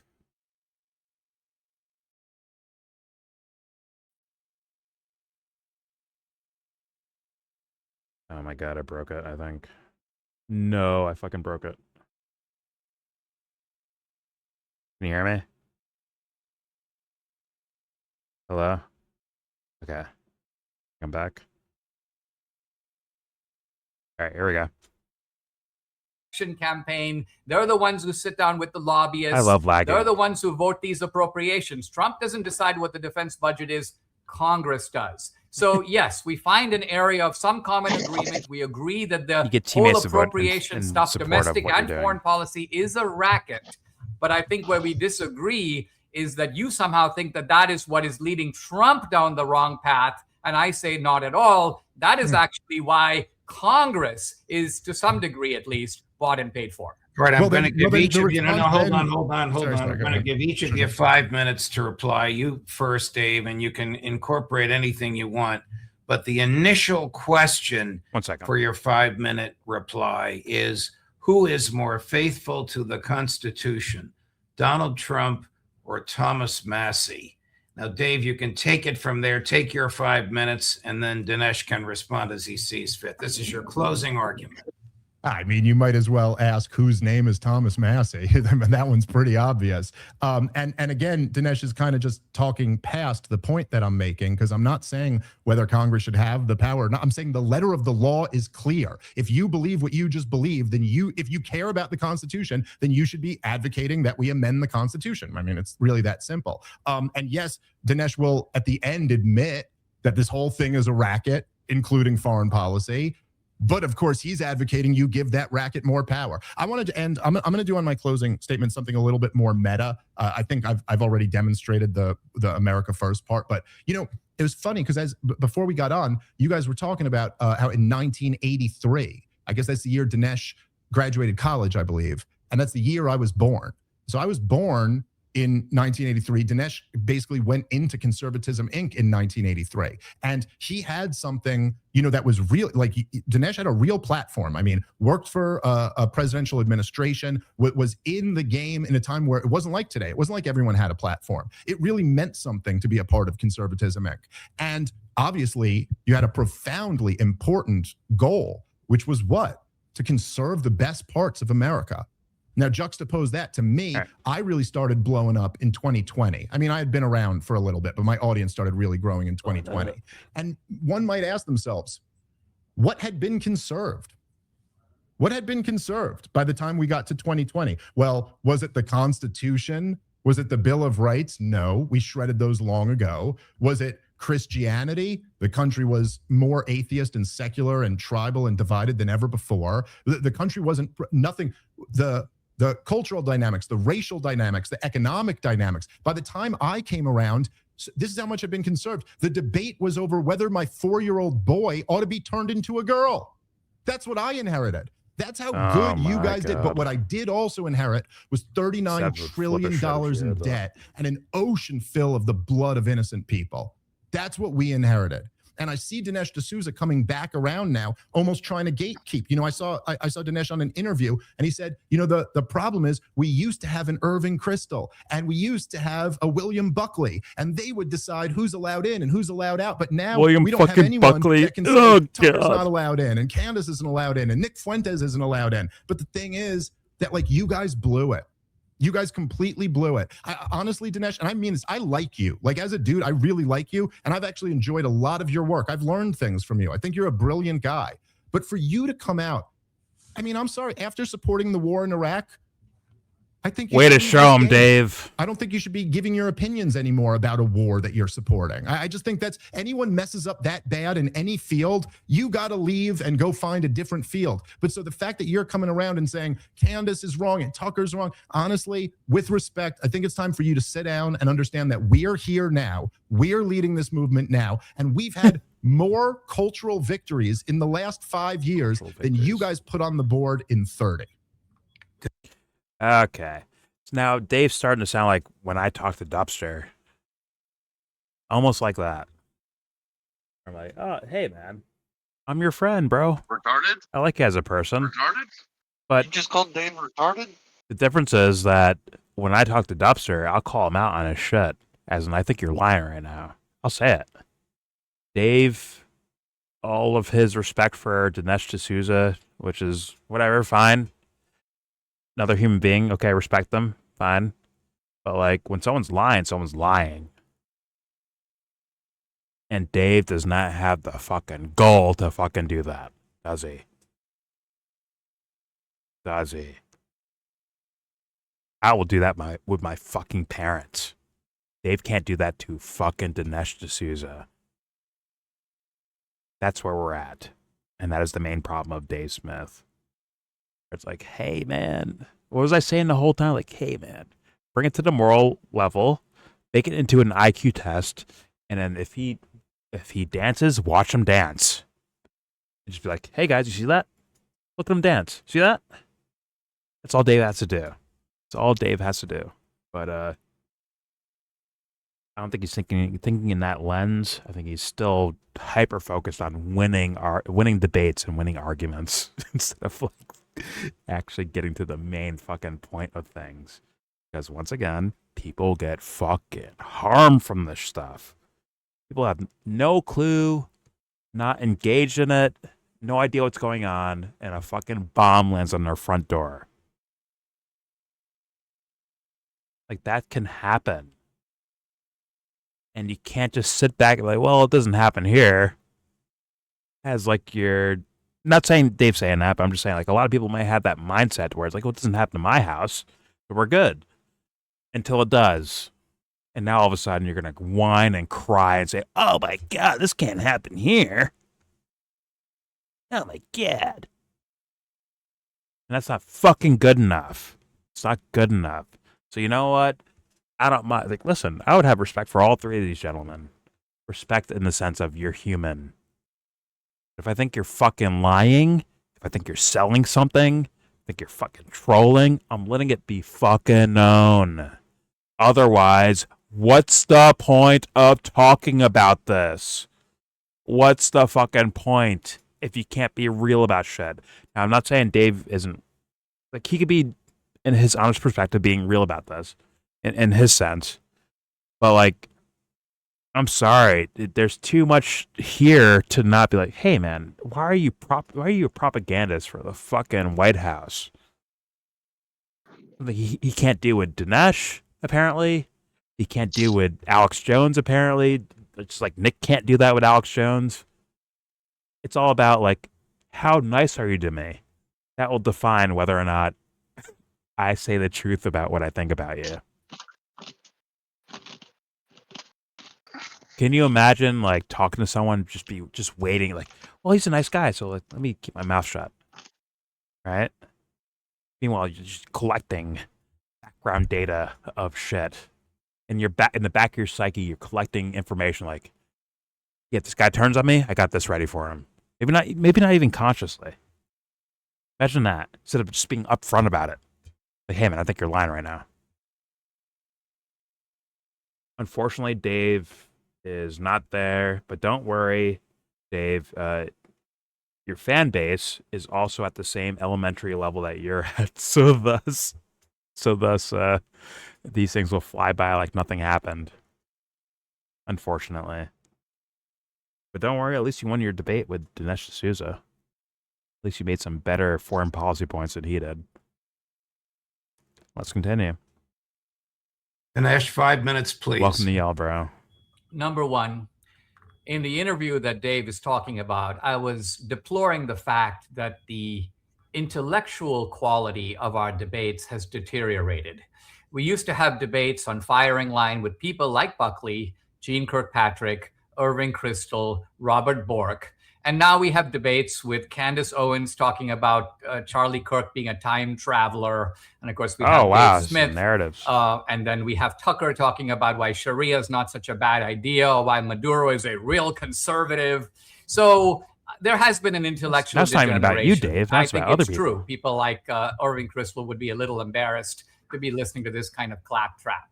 Number two, the people who haven't lived through the 80s and 90s don't recognize the triumphs of Reaganism, of which I will mention. Dave got the Zin packs. Look at him. I agree that you were an infant, and I agree that you didn't really have your mental faculties. But the point is, you're supposed to read history and look back a little bit and see important things were conserved. The top marginal tax rate in 1980, when Reagan came to office, was 70%. Let that sink in. Of an additional dollar in the top rate, you had to give 70 cents to the government. Reagan brought it down to 28%.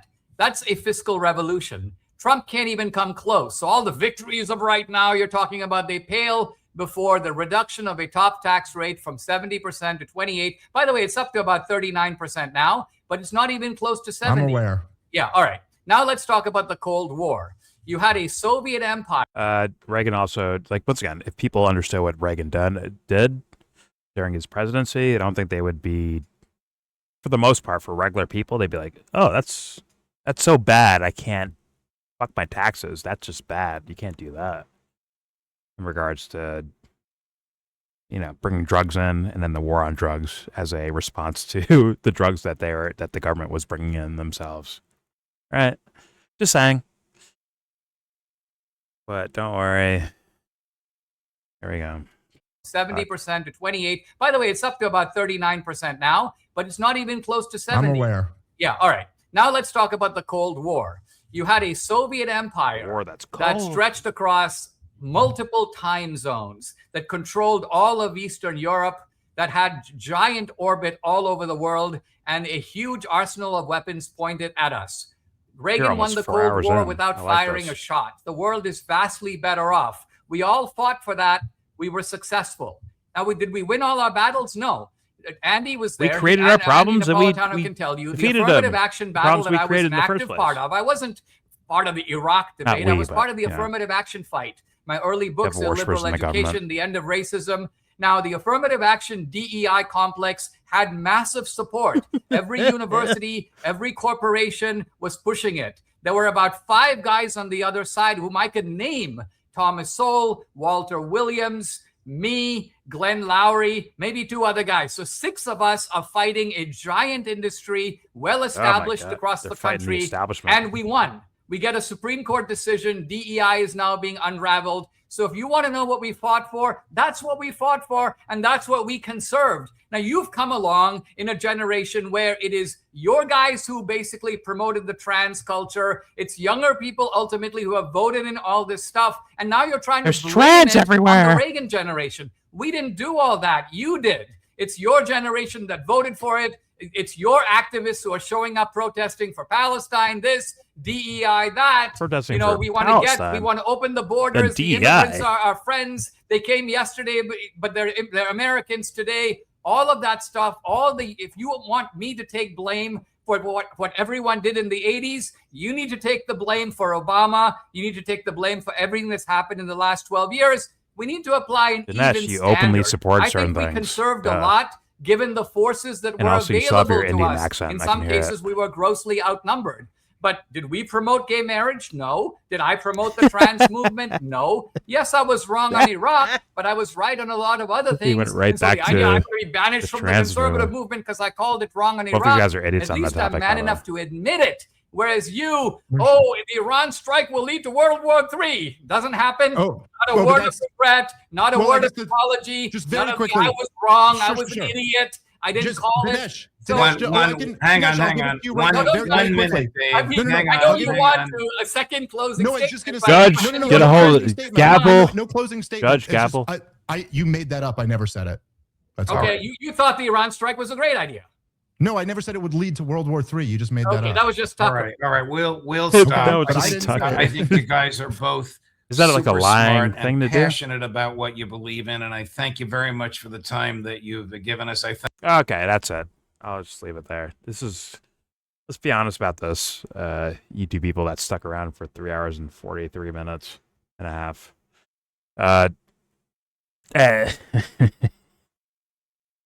It's kind of lame. It is what it is. There were some points here where I'm like, oh, okay, interesting. Follow through with this, Dave. Pause.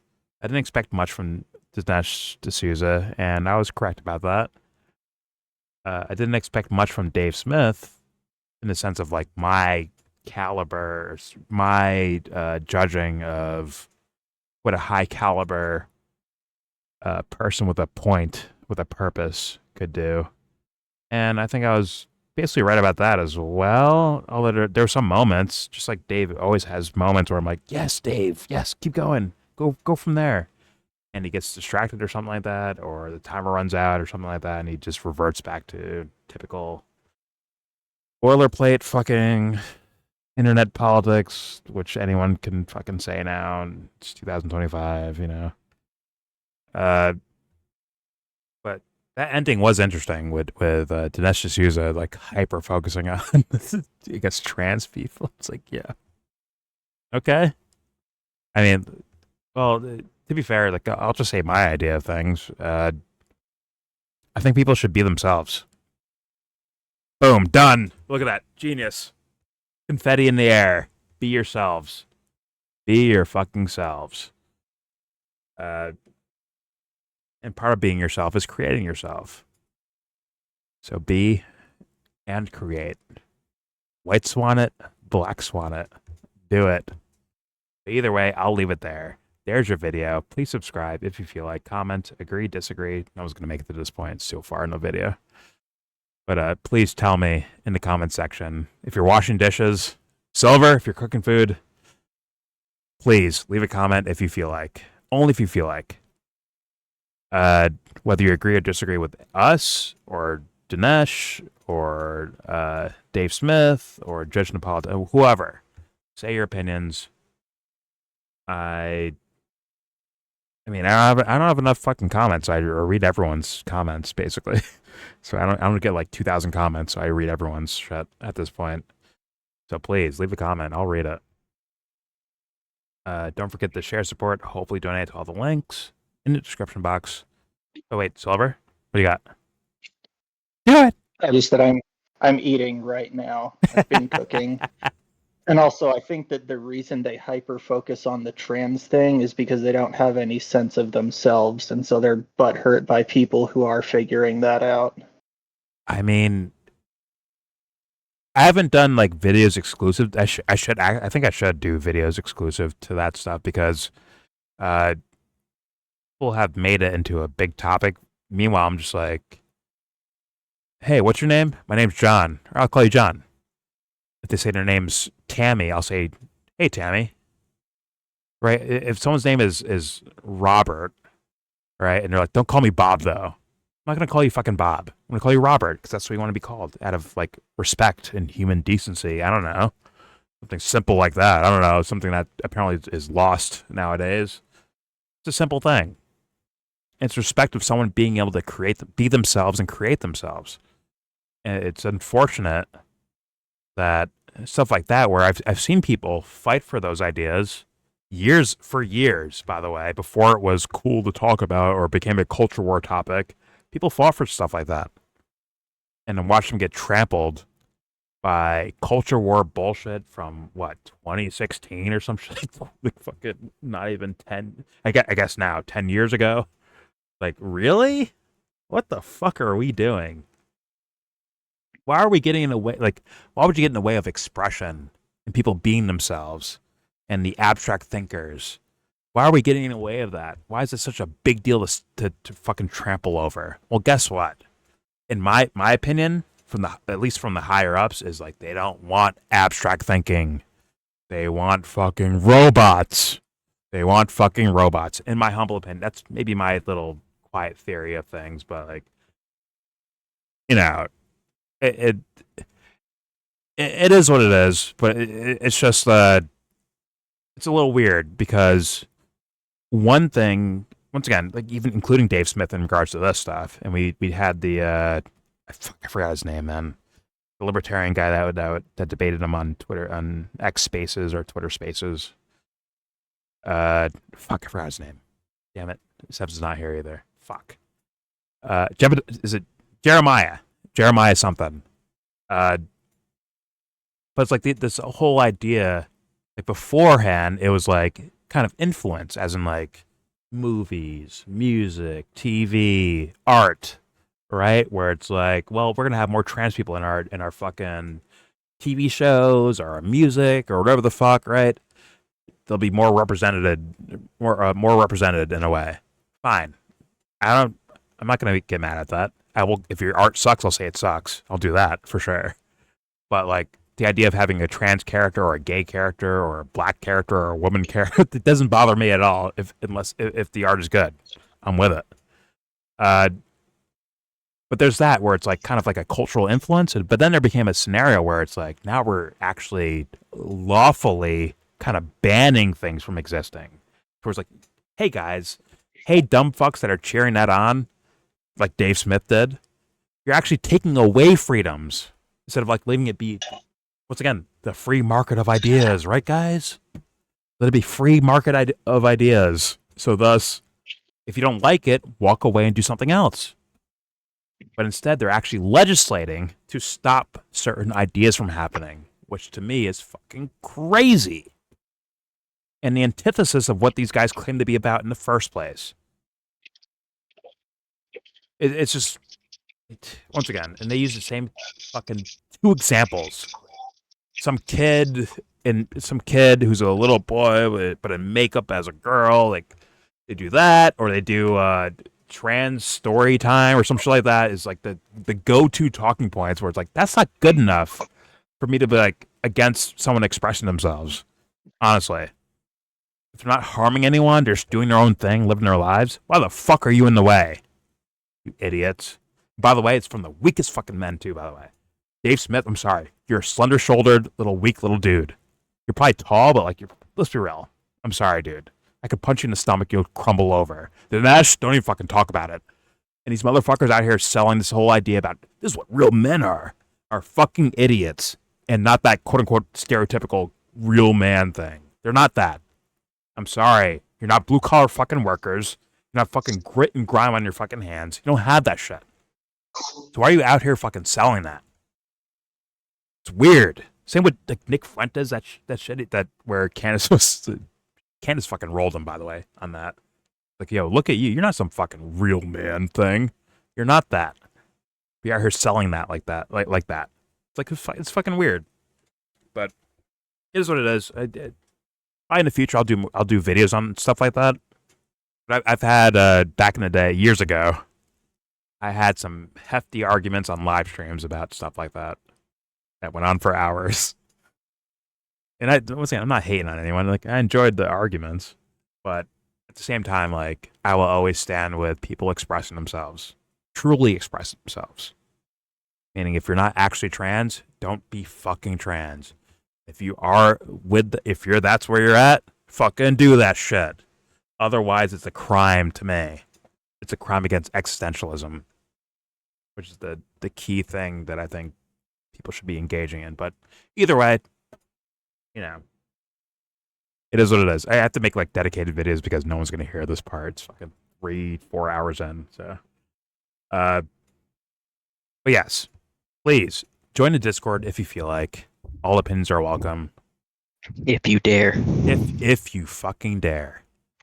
And this video will obviously be linked for you guys to look at on your own if you don't want to hear us talking about it or pausing the video and saying, let's be real, better ideas than what they're saying. If you don't want to hear that, please go watch it on your own. The link will be in that same description box to look at on your own. So do it. And with all that said, most importantly, get this video. You know what? Go ahead, Hickory. Go ahead. Do not come. Shut up. Give this video a motherfucking thumbs down. Goddamn right.